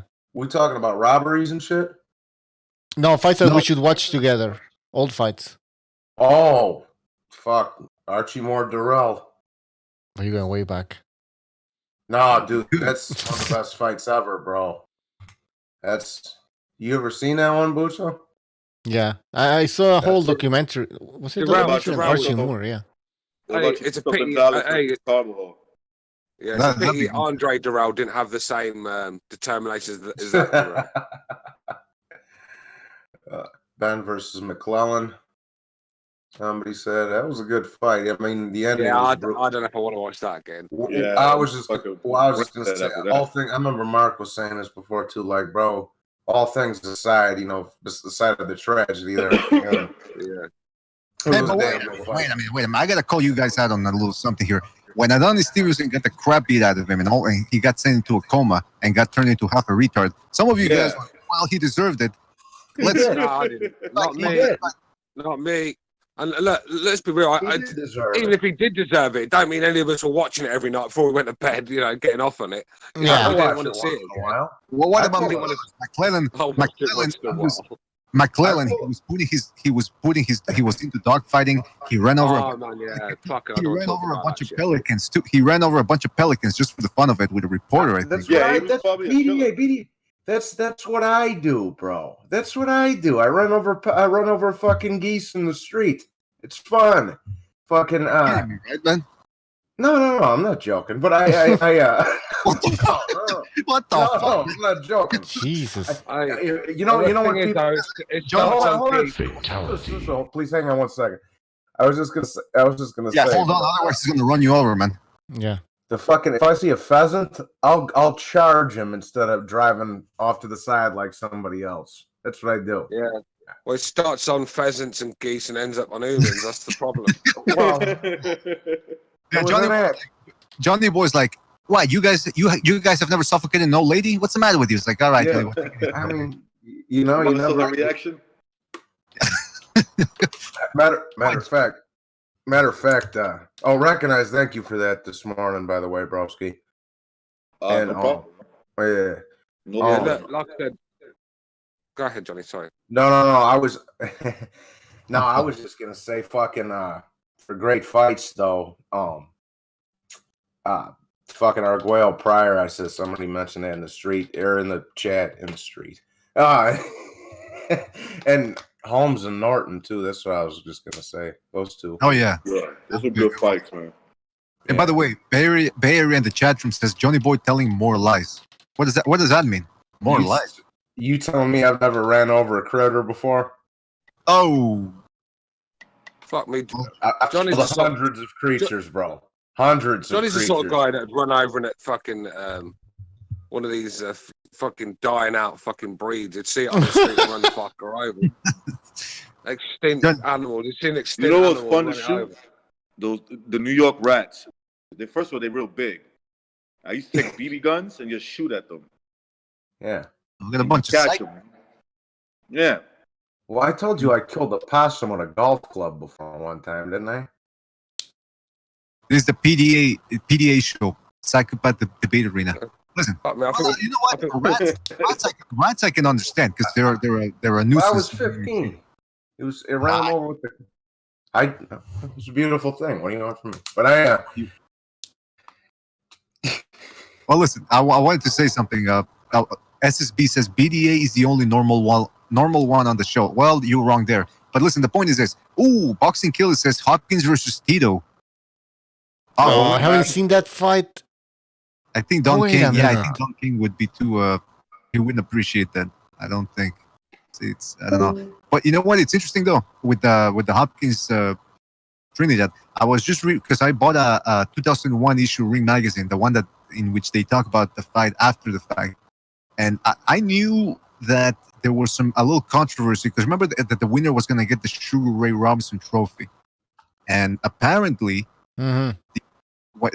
Don King didn't hand it to Hopkins right away because they had already engraved Trinidad's name. That was one of the rumors that I'd heard. But the rumor that I hadn't heard until I reread this issue that I bought off of eBay, they say that supposedly the rumor at the time was that Madison Square Garden was going to ban Hopkins for the rest of his life. Tito's, I said, did Hopkins ever fight in the MSG after the Tito fight? I don't think so, right? Nah, he never did. What? Maybe there is some truth to that. Maybe they did. Oh, ban wait. him. He has to have fought. Sure on that, but... He fought in the Barclays Arena. I know that for a fact. When he fought Tavoris Cloud, when he fought Kovalev. No, that's Atlantic. That was Atlantic City. Yeah, but when he fought Tavoris Cloud, it was in New York. They were probably chasing after. They were probably chasing after his ass like the fucking the senator in the beginning of Scarface. Fucking, they were trying to probably chase his ass out of there. The thing is, I mean, if you want to interrogate a terrorist and you want to get information out of him, just put a Bernard Hopkins fight on. He'll tell you everything you need to know. No. I mean, dreadful. Wait a minute, I'm not gonna have that. The guy was dreadful. He was very good at what he did. What he did, he took away the tools of his opponent, and he was the best at that. But never looked at sight and doing it. I mean, the funny thing about it is, the only time he started. No, he looked good in his early years. He was quite exciting, but when he got all defensive, and it was just quite boring to watch. I mean, he made like great fights horrible, like Calzaghe fight. That was a great fight, and it made it horrible, didn't he? And that's what he did. But later on in his year, like when he became the alien, he started getting quite exciting. But that's when he started getting his ass whooped. So, you know. Oh, come on! You can't take away the credit from Bernard Hopkins. 10-year reigning middleweight champion. A man that was fighting world-class fighters, to 50 years old. The Trinidad fight was exciting. The Tarver fight was exciting. The two Jean Pascal fights were exciting. Come on, man. Come on, Stu. You're being a little hard on Bernard Hopkins here. The Joe Smith fight was very exciting towards the end there. Now wait a minute.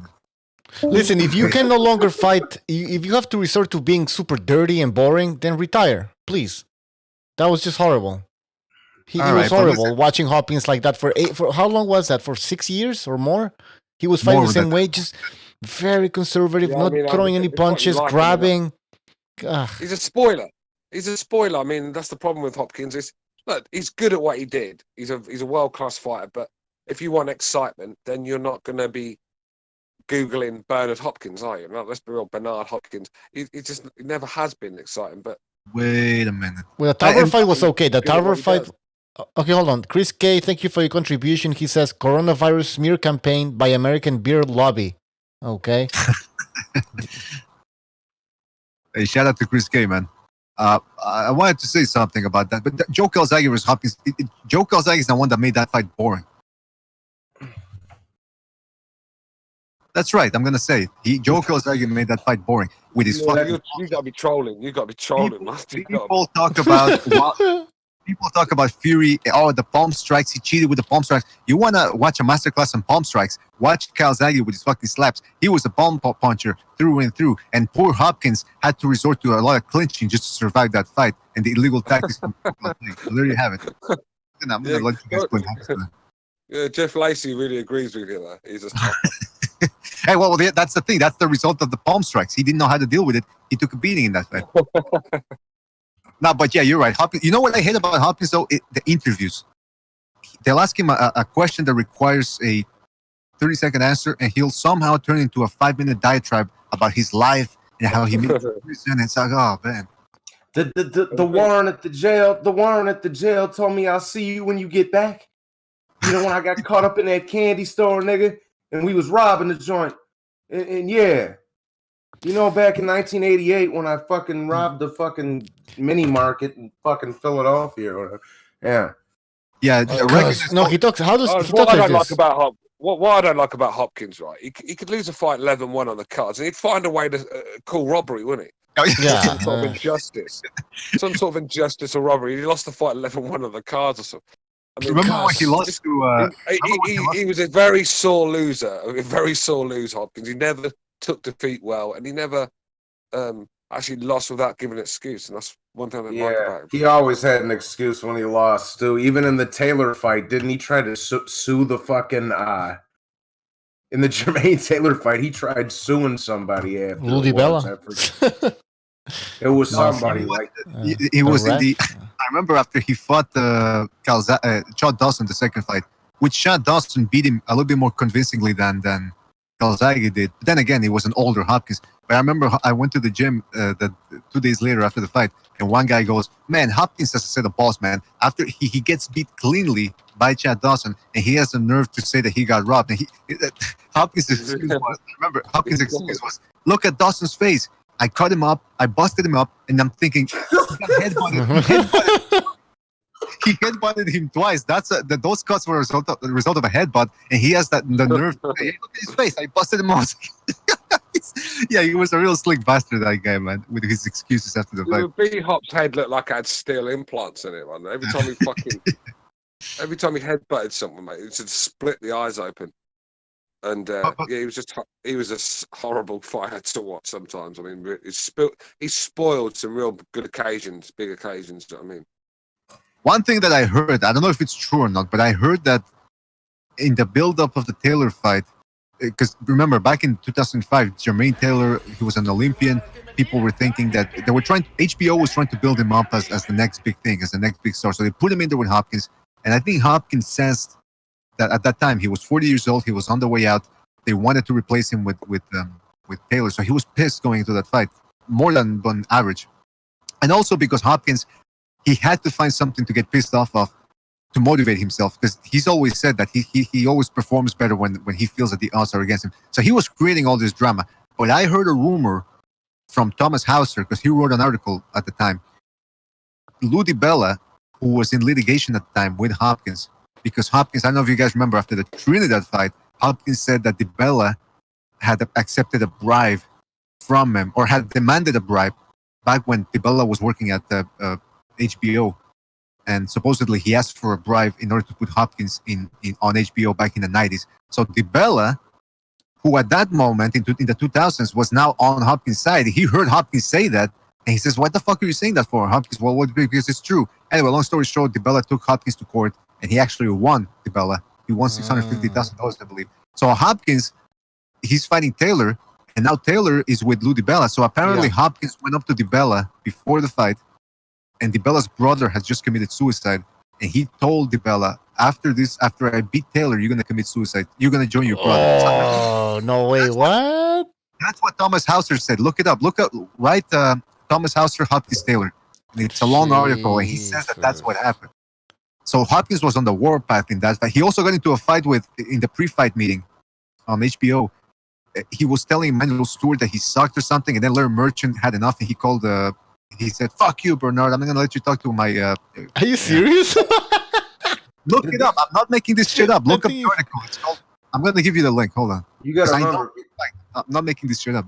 You gotta remember, BDA, I was like 13 or 14 all this shit was going on. I was watching back then, but I was just a kid. That's not an excuse. That's not an Get the excuse. fuck out of here. Yeah. Wait. Shout out to Rapex Trucking Company. Rapex. The Rapist Trucking Company, man. Thanks for the donation. Rapist Trucking Company. Well, I didn't even think I was. What, you've never shot a fucking animal before, though? What the fuck is? Oh, it's fun. I shot a rodent. Yeah, whatever's there. Fight Scout in the chat room says that he heard all that too. Everything I said. I'm trying to find the article. What? What did he hear? No, because I'm talking about how Bernard Hopkins was turned into a real, more than average piece of shit during the build-up Taylor versus Hopkins. I mean, during the build-up to his fight with Jermaine Taylor, the guy was on the warpath, saying a whole bunch of disgusting stuff. Again, that's from Thomas Hauser. I'm trying to find the article. It was from Seconds Out, I believe. I don't know why I can't find it anymore here. Maybe it's the Mandela effect. Maybe I read it and it never really happened. But, he was a real asshole back in those days. He was. Absolutely, man. Well, in that case, in that scenario, because he felt that they were trying to push him to the side, and so he was thinking, all right, they're not gonna get rid of me. He was always that way, but on the one hand, now in retrospect, I do see that Hopkins, because I remember when Hopkins actually testified in Congress when they were trying to do the whole boxing reform thing in the 90s, I believe. He was the only boxer that actually stepped up. He's a snitch. The guy that used to fucking inject us with peds every night. Yeah, he's a real fucking ambassador, isn't he? He's a snitch. Well, you know what? I recognize after you told me that about the whole the story that he supposedly the warden told him one day, you'll be back, and you said that was BS. It does seem like Hopkins is the type of guy that's gonna aggrandize himself, embellish stories in order to make himself like he's the martyr or something. It seems like he always had that air about him. Yeah, the warden doesn't really care about you. To be honest with you. Doesn't care if you come back or not. He's not gonna go out of his way and say, "Hey, little Negro, you'll be back." Hey, wait a minute. Is Bernard from Philadelphia? Yes. Yeah. Well, he did 5. I bet it was paining when it. And I know definitely he didn't do no 5 years in counting. I'm surprised he hasn't campaigned for the Rocky statue to be removed and him put there instead, because he's such a narcissist. But why is there a white guy? Why is there a white guy there? Yeah, I mean, where's my statue? Where's the black man? To be fair, though, like I said, he's you can't knock what he's done in boxing, man. Because for a guy to come out of prison, and go and reign a division for 10 years, I mean, that's some achievement. Because he wasn't really a fighter before he went to jail, either, was he? I think he learned to fight in prison or something. I mean, that's some achievement. Just shows you he's obviously naturally a tough guy. You got to be a natural tough guy, because to get a guy in prison and teach him a few basics, and then for him to come out and then become a reigning world champion. I mean, yeah, and he kept special people can do. Only special people could do that. Trust me. Yeah, and he fought in his 40s, so that's pretty impressive. But the thing is, as well, I know Kovalev beat the shit out of him, but when he fought Kovalev was at his best then, and he was knocking everyone out, sparking them and conscious. And I'll tell you what, he hit Hopkins with everything he had, and Hopkins was still standing at the end of the night. Yes, he got his ass whooped, but Hopkins showed a fucking tremendous chin in there that night. And a lot of heart as well, because usually Hopkins tries to find a way out, but that day he didn't. He does try to find a way out. Fucking con man. Every time I hear him talk, I'm just like, that's a con man right there. Well, you know what? It's always, like I told Stu and everybody else here, is like, they ask him a question that requires a 30-second answer, and he gives you a 5-minute answer, and he always ties it back to his life and his exploits. He does seem to have a bit of a complex, a savior, messiah complex. Like, I'm the guy that went through all this shit. When you Bernard Hopkins and you go through what I went through, when I was incarcerated. And he was incarcerated for The guy was incarcerated for robbing a candy store. Like, get the fuck out of here. No, wait a minute. Was it really a candy store? Are you guys thinking that? TV, no? Television. Look.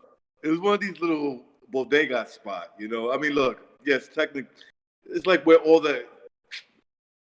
It was a spot where it's the neighborhood bodega from where he lived. I thought it was a liquor store.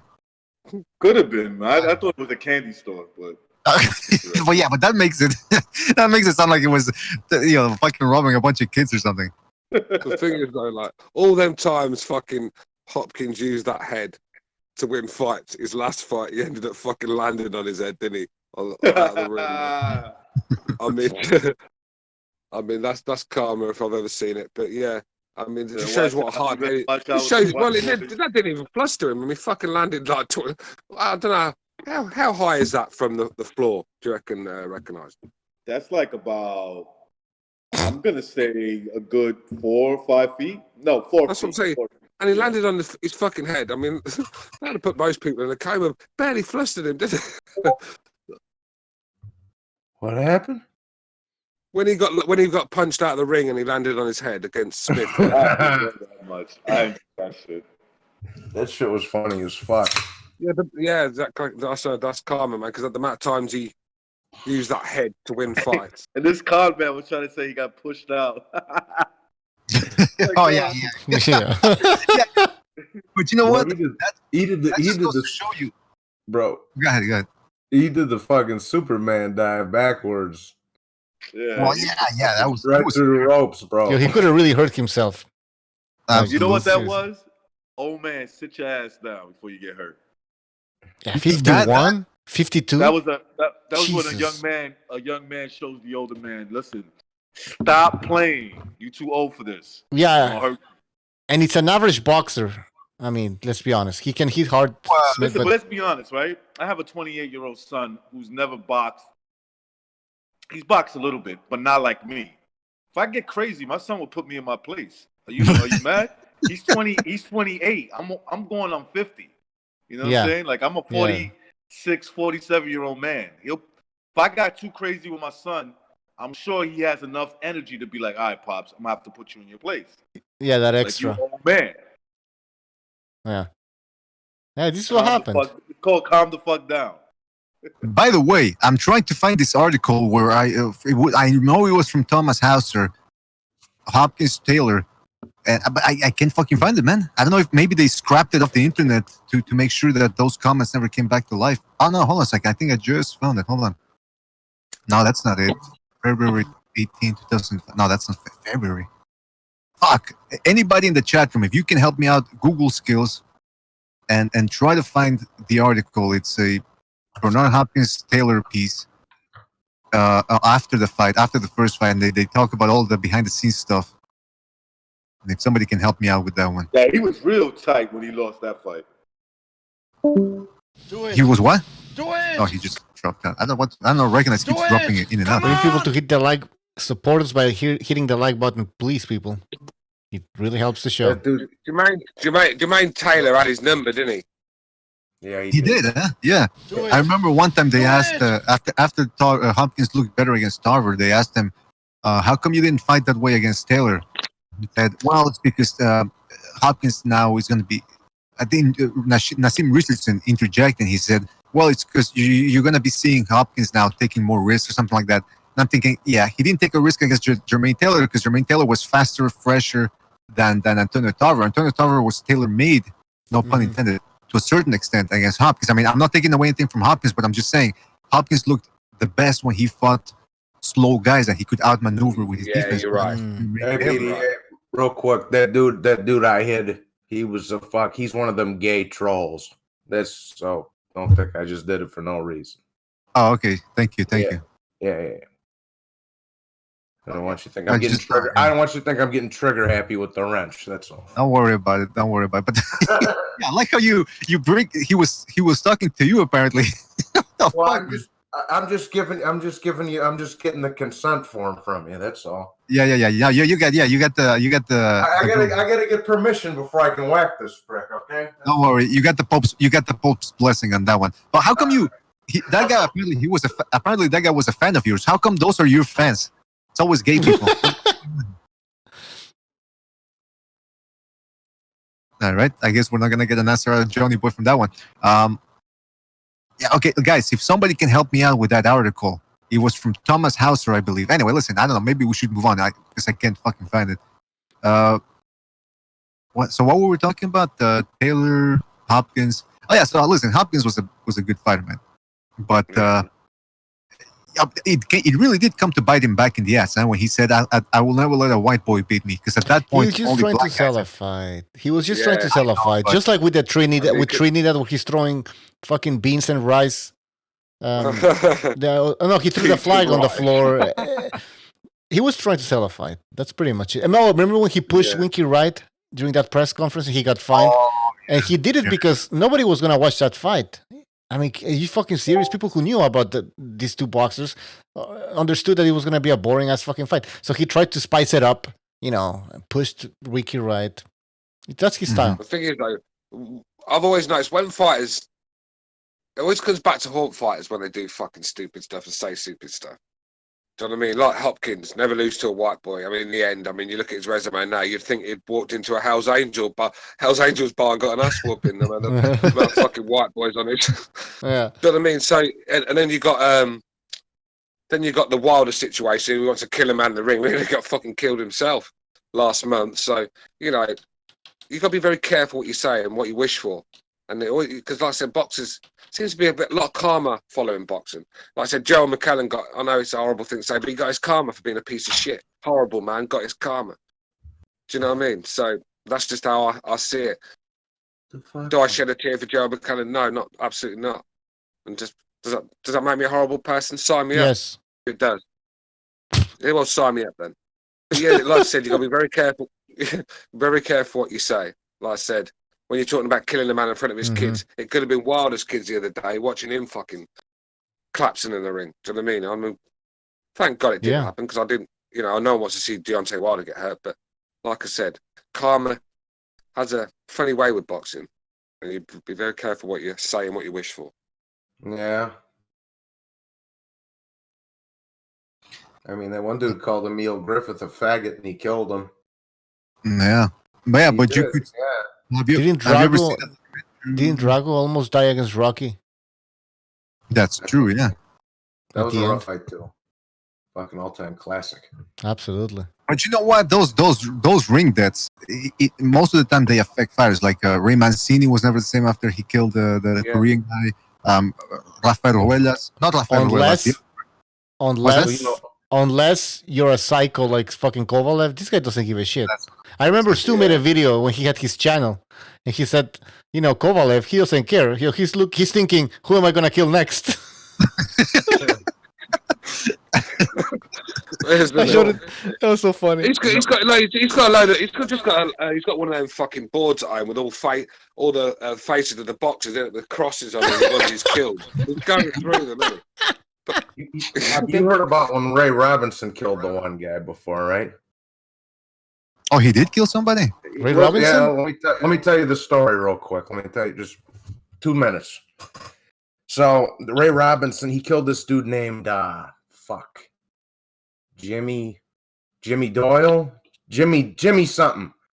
Jimmy 2 times. Fucking, he had a dream the night before the fight that he killed this guy. And he called the commission the next day and says, I'm not going to fight. I had a dream I killed this guy. So they brought him a priest and all this other shit. And they're like, don't worry about it. He can go in there and fight. He went in there and killed dude. Whoa. You never heard that one? I mean, when you think, what about the guy that Emil Griffith killed? I mean, that guy was calling him a faggot and all sorts, weren't he? Calling him all sorts. Yeah, but he had a dream the night before that he did it. Called the commission, said, "I'm not going to fight. I had a dream I killed this dude, bro." What did he really? Fucking yes. So that's what I was saying. He fucking. And the thing is, though, like I said, to be fair, even today, no one's gonna. I mean, if Wilder rang up the commission, so I've had a dream, I'm going to kill Tyson Fury. I mean, no one's going to take the guy serious, are they? They're going to go to bed, Beyonce. So even today, no one's going to cancel a fight because someone had a dream. But like I said, it's weird shit when you think it went on to happen. I mean, yeah, that's mad. Yeah. But yeah, he I had a think his dream. name- They called the priests and all kinds of shit for him. He went ahead and fought the guy, and then he killed him. Yeah, but I think his name. I think his name was Jimmy Garcia, also the Colombian guy that Rafael No, it Ruelas wasn't killed. Jimmy. Oh yeah. Thank you, Gonzalo. By the way, shout out to Gonzalo who just came into the chat, the Discord. How you doing, Gonzalo? Doing all right.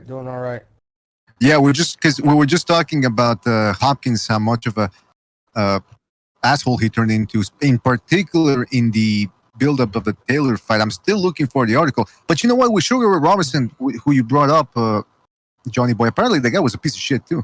From what I've heard and what people say about him, he used to cheat on his wife, which obviously is not the worst thing in the world. But I think he also used to beat her, and he was a drunk, and I don't think he was the nicest guy to fans. So that's what I've heard. I don't know. So Yeah, but let's be real. I mean, Tommy Morrison's got to be one of the biggest pieces of shit to ever put a pair of gloves on, really, when you think that guy was banging everyone with HIV. He knew he had it as well. I mean, fighting guys as well. Well, I don't know. He had a lot of fights. I'm not sure how many, but he had a lot where he's got the HIV virus in him.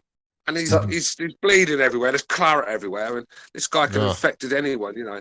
Really, One of those dudes in the industry did that too. He knew he had HIV and just kept on plowing the fucking broads in the movies. I watched him. Yeah, the thing is, though, like I said, the guy just kept refusing drug tests, and it was only the one time, right? This guy was forced to have a drug test because they got a bit strict in the end. And the only time he was forced to have a drug test is when it all came out he had it. Otherwise, he'd have carried on fighting with that stuff. I mean, let's be real. That's a piece of shit move. That's up there with James Butler shit. That is. Do you know what I mean? So, and that's why when people talk about Tommy Morrison, I just not got a lot of time for that guy, to be honest with you. When Lennox Lewis bashed him all over the place, it was a beautiful sight. Let's not forget also Muhammad Ali. We've talked about it before on the show, but all these baby boomers talk about Muhammad Ali. You know, for them he's the bastion of peace and anti-war. But the guy, he threw Malcolm X under the bus when Malcolm X finally woke up and saw that the real problem wasn't between the races, but actually between something bigger. Whoops, Ali throws him under the bus. He didn't even become Muhammad Ali. He didn't choose the name. They gave it to him. They said, listen, because back for the Nation of Islam, that was the big thing. Oh, they actually give you a new name, a new Muslim name. So they told him, listen, you do what we tell you, throw Malcolm X under the bus, we'll give you your name. So he prostituted himself for a name. And he was also vicious to his opponents, to Joe Frazier. He threw him under the bus. Joe Frazier financed him when Ali was in financial trouble. And also, they tried to make it out as if Ali grew up in the ghetto or something. The guy was middle class. No, he didn't. I was just going to say that, PD. Joe Frazier was more of a working... Yeah. Go ahead, what they were all of them, bro. Foreman, Sonny Liston, those dudes were actually from the rough part of town. And yeah, but look, Ali got a pass for what he did against Henry Cooper. I mean, Fury's getting accused of doing all sorts of shit, and it's nothing even there, no evidence. And look at what he's been accused of. Ali, I'll give him a pass. What he did to Henry Cooper, he robbed a guy of a great win that night because he was out of it. I mean, let's be real. He split even his trainer, Angelo Dundee, admitted that he split the fucking glove. And this is where boxing was. It took 20 minutes to find another glove to put on this fucking guy. 20 minutes. I mean, if you can't recover in 20 minutes, you've got no business in the boxing ring. And look what happened when the fight started back. Ali pieced him up and made a mess of him. But he had his chance there, and Ali took it from him. So this greatest sportsman of all time. Yes, he's up there, and he was a great character, and it was a great fight. Of course he was. But let's not pretend that he did. And Ali got a lot of gift decisions over the years. He did. Well, yeah. A lot of them. He got the third Kenny Norton fight. The fucking I still think there was something I still think there was fishy about the fucking Rumble in the Jungle. Foreman, something weren't right about Foreman. The odds were stacked against him.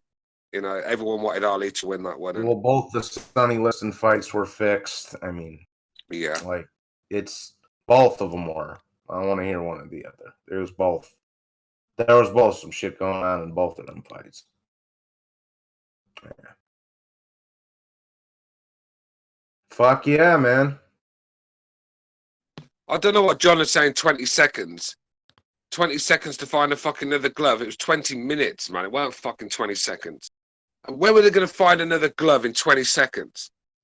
John, could you lace a glove up in 20 seconds? Where the fuck you been? Yeah, that's what I'm saying. It'd take you 20 seconds to fucking put the thing on. Yeah. Do you know what I mean? Like, it was a bad move. And look, Angelo Dundee admitted it. That's even worse. It's just like he just sat there with a smile on his face while he was saying it. I mean, shocking behaviour. But Dundee was a bit of I mean, he's another one who's a bit of a piece of shit. I mean, when Ali was blinded by that stuff that Liston put in his eye, instead of like calling foul play, and he said he just pushed Ali out there. Go and run, he goes. Go out there and run. He didn't mind seeing Ali get bust up when he couldn't see. I mean, another one that, you know. There's a lot of pieces of shit in boxing when you think about it. Yeah, how the fuck did we get on to Muhammad Ali? Don't know. Did you mention him? No, I ain't fucking mentioned him. Somebody, I don't know. Oh, a voodoo priestess blew powder in Foreman's face before the fight. That makes sense. Rahawa. Yeah, that'll fuck you up. But there was something fishy about that. Like I said, I'm not sure I would go with Foreman's theory of that witch blowing dust in his face. But like I said, Foreman was kept. He was kept in the country. He was like hostage there, weren't he? He wasn't even allowed to leave. Do you know what I mean? Everything was stacked against him, and he, like I said, Foreman blew his load quite early as well, and never shown signs of running out of steam like that before. I know he threw a lot of shots, but you don't know. He reckons that, you know, he had a bit of. Did he say he had a bit of food poisoning or something? Or he thought he was drugged or something. I don't know. There was a lot of conspiracy theories going around that fight. I'm not saying I believe them all, but something went right with Foreman, because let's be real, the Foreman that we'd seen before, I mean, he wasn't the same guy that night. The one that destroyed Frazier and knocked him all over the place, that wasn't the Foreman that was in Zaire. Witchcraft. Well, like I said, that's what he claims, isn't it? I mean, if you watch the documentary, after when we were kings, I think he it shows you the woman do it. I think she blows sort of dust in his face or something like that. It's a long time since I've seen it. Yeah, I'm not buying that. I'm not buying it. 92. We're not hitting on all Did he the. get cut in sparring though? He got cut in sparring for the first time as well, didn't he? Yeah, I don't know. 92 AKU in the chat. We're not hitting on all the greats of all time. We're just hitting on Ali. Yeah, I mean, fuck. I like how pointing out the narrative of manipulation from the mainstream media. This guy doesn't like it. Well, you keep being hypnotized and keep believing the lies that they tell you. I think you would be happier with that. I mean, come on. Yeah. Ali was not a good person, man. He threw most of the people that helped him under the bus. He aggrandized himself. I'm saying that word a lot on this episode. Aggrandized himself based on the fact that these baby boomers loved him because he was against Vietnam. Listen, Vietnam, he didn't even know about Vietnam. The Nation of Islam kept telling him, feeding him what to say. He said it like a good little puppet. That's what it was. Yeah. And BDA, and real quick, also, and let's keep it real, the guy who was running the show for that was a pedophile piece of shit too, bro. He was. What was the guy's name? Elijah. Yeah. Elijah. They don't mind bashing Fury though, and making all sorts of rumours up about him, but God forbid we say anything about the all-time greats. The thing is that it's we've actually got evidence that shit happened. There's evidence there, and with you guys got no evidence, just crying like little bitches, and you know, so we don't really care. Let me Action Jackson in the chat is saying Stu's exaggerating that story. Ali never changed gloves. Come on. Well, let's. Yes, he did. Yep. Gonzalo, you tell him, brother, because like I said, Jack, it's not sinking into Jackson tonight. You tell him, brother. When I was a teenager, look, I took the time to go into a public library and I watched all the Muhammad Ali videos, even before the 3 CDs came out, and I think later like 1 or 2 more came. I watched all of it, and I read a book in the library about the life of Muhammad Ali. So you know, I'm kind of like what you guys know. I also know, but to the chat. To the people that are making like these remarks, when have they taken the time to really see all his career, to really understand the man? The man was great, but you also got to read in between the lines and see what really was happening. There you have it. We Look, can disagree. look, the thing is, right? Who am I going to believe that's true, right? Angelo Dundee or Jackson from the BDA chat? I mean, which one am I going to believe? Jackson. Well, is that Jackson or is that another Jackson? I think John Morrison's. I think Jackson, the guy that calls in. Yeah. He says, "I have it in his documentary right here." Well, there's like a. That's the thing, though. There's how many documentaries are there? You know, I mean, some of these documentaries are, let's be honest, super biased. I saw a documentary the other day that Bin Laden did fucking do 9/11, and you know, him and his crew. You know what I think all of them say that. I mean, look, everyone brings out documentaries with different fucking angles and stuff, but look, facts are facts. The historians will tell you that both fighters will tell you. I mean, if Angelo Dundee's telling you it happened, it fucking happened. What's he gonna lie for? And the thing is, with Ali, he has to be perfect and protected because he was more than just boxing. He was part of like the civil rights movement, basically. So they can't talk bad about this guy. Mm-hmm. That's the thing. And by the way, they spent about I don't know how many millions of dollars. I think in Connecticut or somewhere they did the Muhammad Ali Center or something. It's a big complex, man, worth millions of dollars. They should spend money on that. So, like you said, he's more than a boxer. He represented America. What he could it's like talking shit about. Sorry, but it's like talking shit about Martin Luther King. Yeah, or Gandhi. You know, in India, Gandhi or something like that. Yeah. But then again, like Christopher Hitchens, if you dig into people like Mother Teresa and all that, these symbols, all of a sudden you start finding that. And again, we all have skeletons in our closet, but there's a bigger difference between somebody that's supposed to be this savior, this messiah, and then you find out that they're pieces of shit. Whereas some of people like us, you know, we admit we're pieces of shit and we got skeletons in our closet. We're not trying to tell you here that we are the bastions of humanity. In fact, we're probably the bottom of the barrel. But we're honest about it. But so with Ali, look into it. You read the books and don't read those books where they talk about how he was against Vietnam. Of course he was against Vietnam. They told him. Who wasn't? Yeah, who was? Well, yeah. A lot of people were against Vietnam. You know, let's be real, right? He didn't. That wasn't about standing up for his beliefs and because they didn't do anything wrong to him. So why would he go? He didn't want to go there because he didn't want to go to war and get his ass shot at. He bottled it, man. Come on, man. It was all of. Do you think there was anything to do with his beliefs? He didn't give a fuck about the Viet Cong. No. You know, he didn't want to go to war, and I don't blame him. I mean, for any country to send their heavyweight champion to war, I mean, someone got to be something wrong with them, isn't there? Why would they do that? But they did, and like I said, he got called up, and he had to go, and he bottled it. That's the fact. You know, I mean, when you look in the past, did Joe Louis bottle it? No, Joe Louis for me. When I do an all-time great heavyweight list, Joe Louis is ahead of Muhammad Ali for me. Just achieved far more in a even far more difficult time.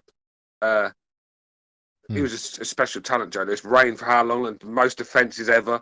But when he was called up, he went to war. No questions asked. He went. So come on, man. Well, he didn't do much, but still. Doesn't matter. Ali was actually he won it. The thing is, though, they wasn't going to stick Muhammad Ali in the front line in the jungle, were they? I don't know. They were going to stick him. No, they don't do that. They make the celebs. They do. They put in the fucking. They use them in the camps. They just sit there doing files or something. But he got called up. He didn't go. That's the point I'm making. Joe Louis did. Yeah, that's true. Yeah, they weren't gonna put Ali in the front lines with Bouts and myself in the shit, as it were. You know, right. We were there. He would have been peeling potatoes or doing some sort of like Private Joker. He would have been in the Stars and Stripes as a journalist or something. He wouldn't have been in the front lines, of course. But I mean, listen, hey, he made the right choice, though.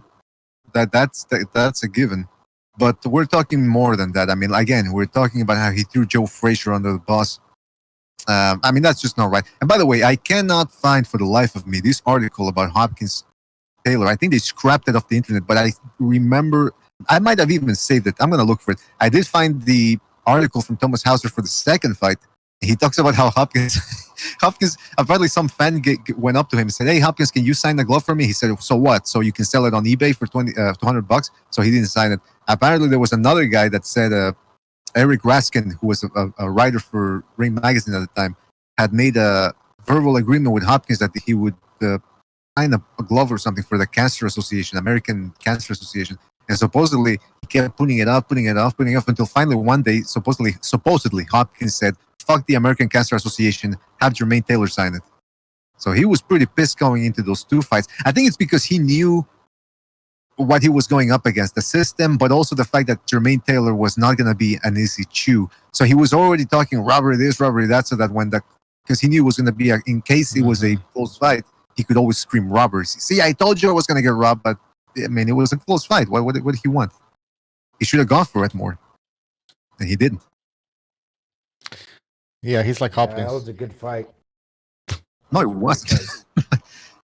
The Hopkins-Taylor fights, they were boring, man. I thought they were pretty good. I watched them live. I thought he came back in the first one, right? Hurt him like in the 11th round. Yeah, the last 3 rounds, Hopkins was putting it on Taylor, but it was one punch at a time. You know, it was one punch at a time. And the Pascal fights disappointed me as well. What? No, those were good though. What were you talking about? Yeah, but what I meant, but disappointed in Pascal. He's sort of like fucking. Pascal didn't fancy it for me. Just didn't fancy it. Went in there, just looked like a beaten man in the second fight. Joke. What do you think? Yeah, you know what? It's Pascal didn't do certain things. Okay, that's his fault. You know what I mean? I mean, Hopkins maneuvered him. He outwitted him. Mentally also. Mentally also, yeah. Oh, yeah. When he started doing push-ups. those push-ups. Yeah, come on. Yeah, that's what I'm saying. I mean, come on, man. Hopkins mugged him off that guy. But you see, Hopkins is Pascal is one of the few guys that didn't let himself, because most of the time when people got beat by Hopkins, the old version of Hopkins, they were never the same again, because they were thinking, shit, I lost to a 43-year-old guy. Pascal, I can't fucking see because he's blinded them with the headbutts. Okay, come on. But the point is this: Pascal is one of the few guys that has been able to come back after the Hopkins fight. I mean, he gave Kovalev a very tough fight in the first one. He ended up beating what's his name, Marcus Brown. Yeah, he's very tough. Very tough. He's got a chin on him as well. He's been hit by the best. Like I said, Kovalev, Froch. They've all hit this guy clean on the button, and he was still there. I mean, the Kovalev fight. I'm amazed this guy's still fighting and doing well after that, because that's the sort of beating that finishes careers that he took. But he's bounced back again.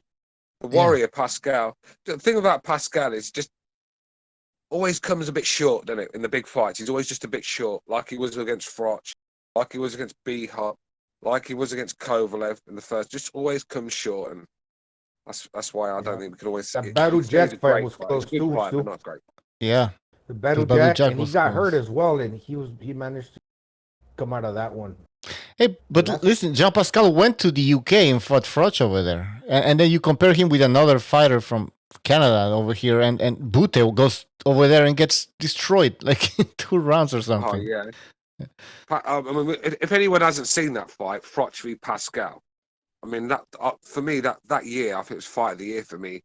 It was a tremendous fight. I mean, both undefeated at the 90 time. seconds. Pascal brought. I think Pascal only had about 18, 19 fights there, but he really brought it that night. He took some big shots off Froch, and he landed some as well. I mean, it was an epic fight. He hurt Froch. One for the archives. That. Yeah.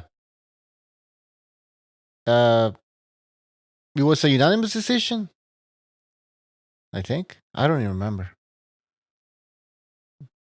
But I remember Froch getting hurt. Go ahead. 60 seconds.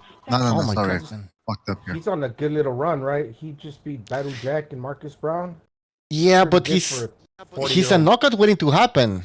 That's what I noticed, though. Like, in that fight against Battle Jack, he was ready to go, man. So how much does he have left? Not much.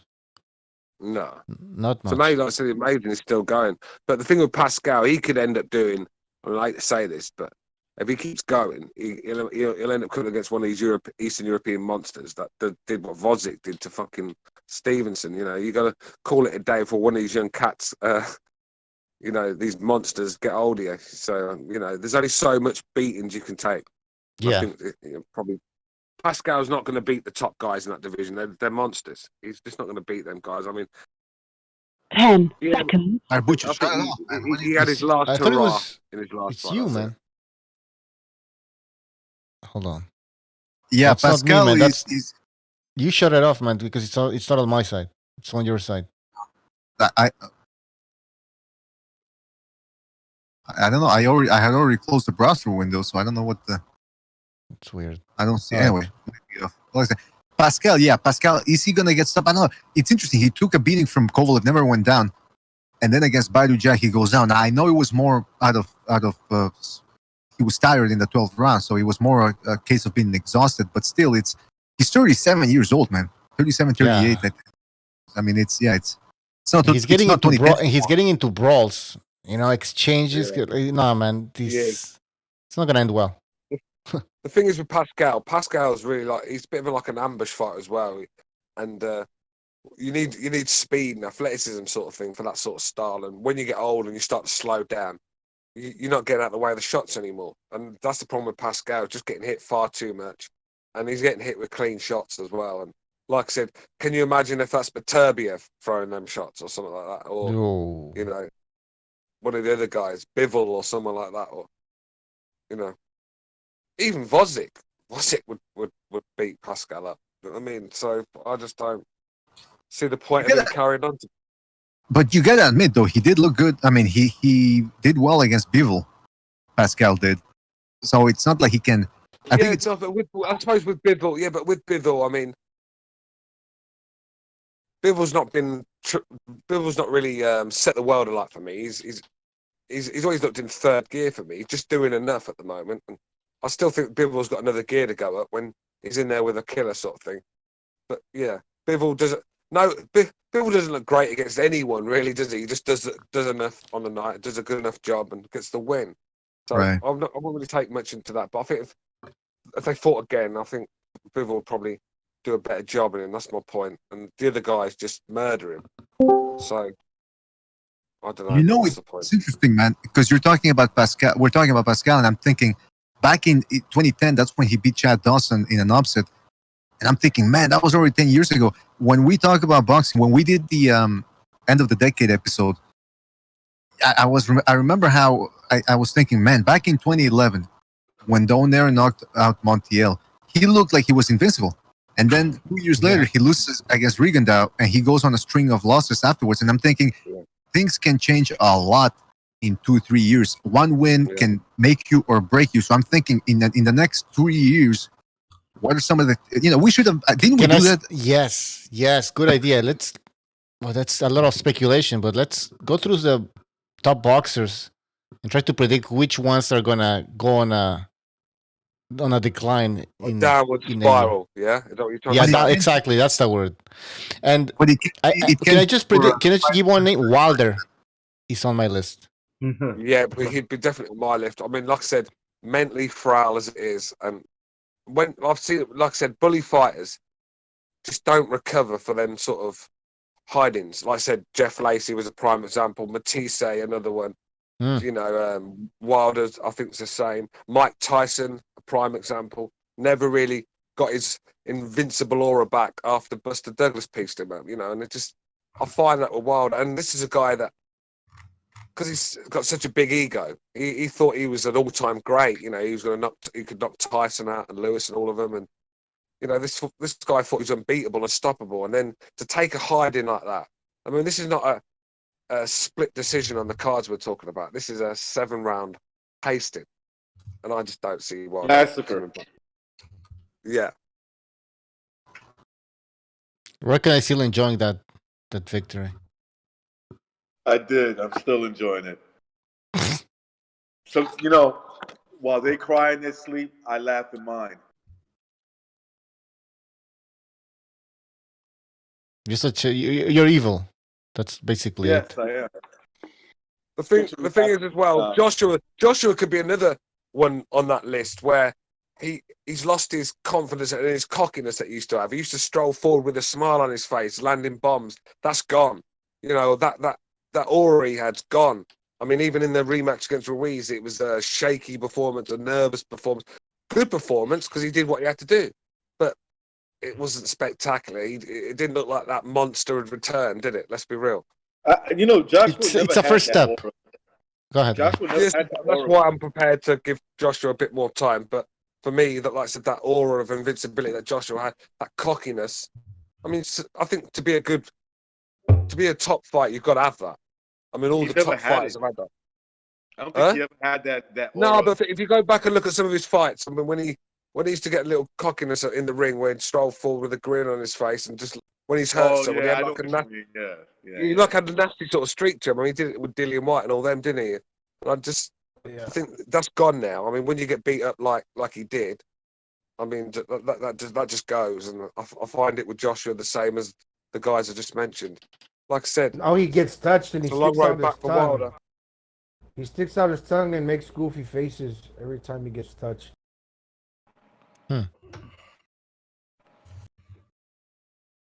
Yeah, fuck all that. Straight up, man. Fuck all that. Steven Snyder, I don't know if you're talking to me, but I didn't say Joshua was fucking shot. I mean, I don't know if you do you have earplugs in or something when you're listening to this show? You don't seem to hear anything I say, but as if you are talking to me. But no, I'm not saying he's shot. I'm You just should saying. ask him if he's putting you on the pay no mind list. Huh? You should ask him. You should ask Snyder if he's putting you on the pay no mind list. What am I on the pay no mind list? Yeah, fuck, kid. I mean, doing, it's you not know, even doing Steve this shit to me all Encyclopedia, night, Steven motherfucker. Wikipedia Schneider, isn't it? All right, guys. You know what, guys? We're gonna end the show. We're gonna keep it at 2 hours, and all of you need rest because of the virus. So you need rest. And, Yeah, you know, I've been feeling tired lately. I don't know what that's about. Oh boy. Me Yeah. too, Probably man. got the virus, man. Me too, Calm I down. think. Calm down.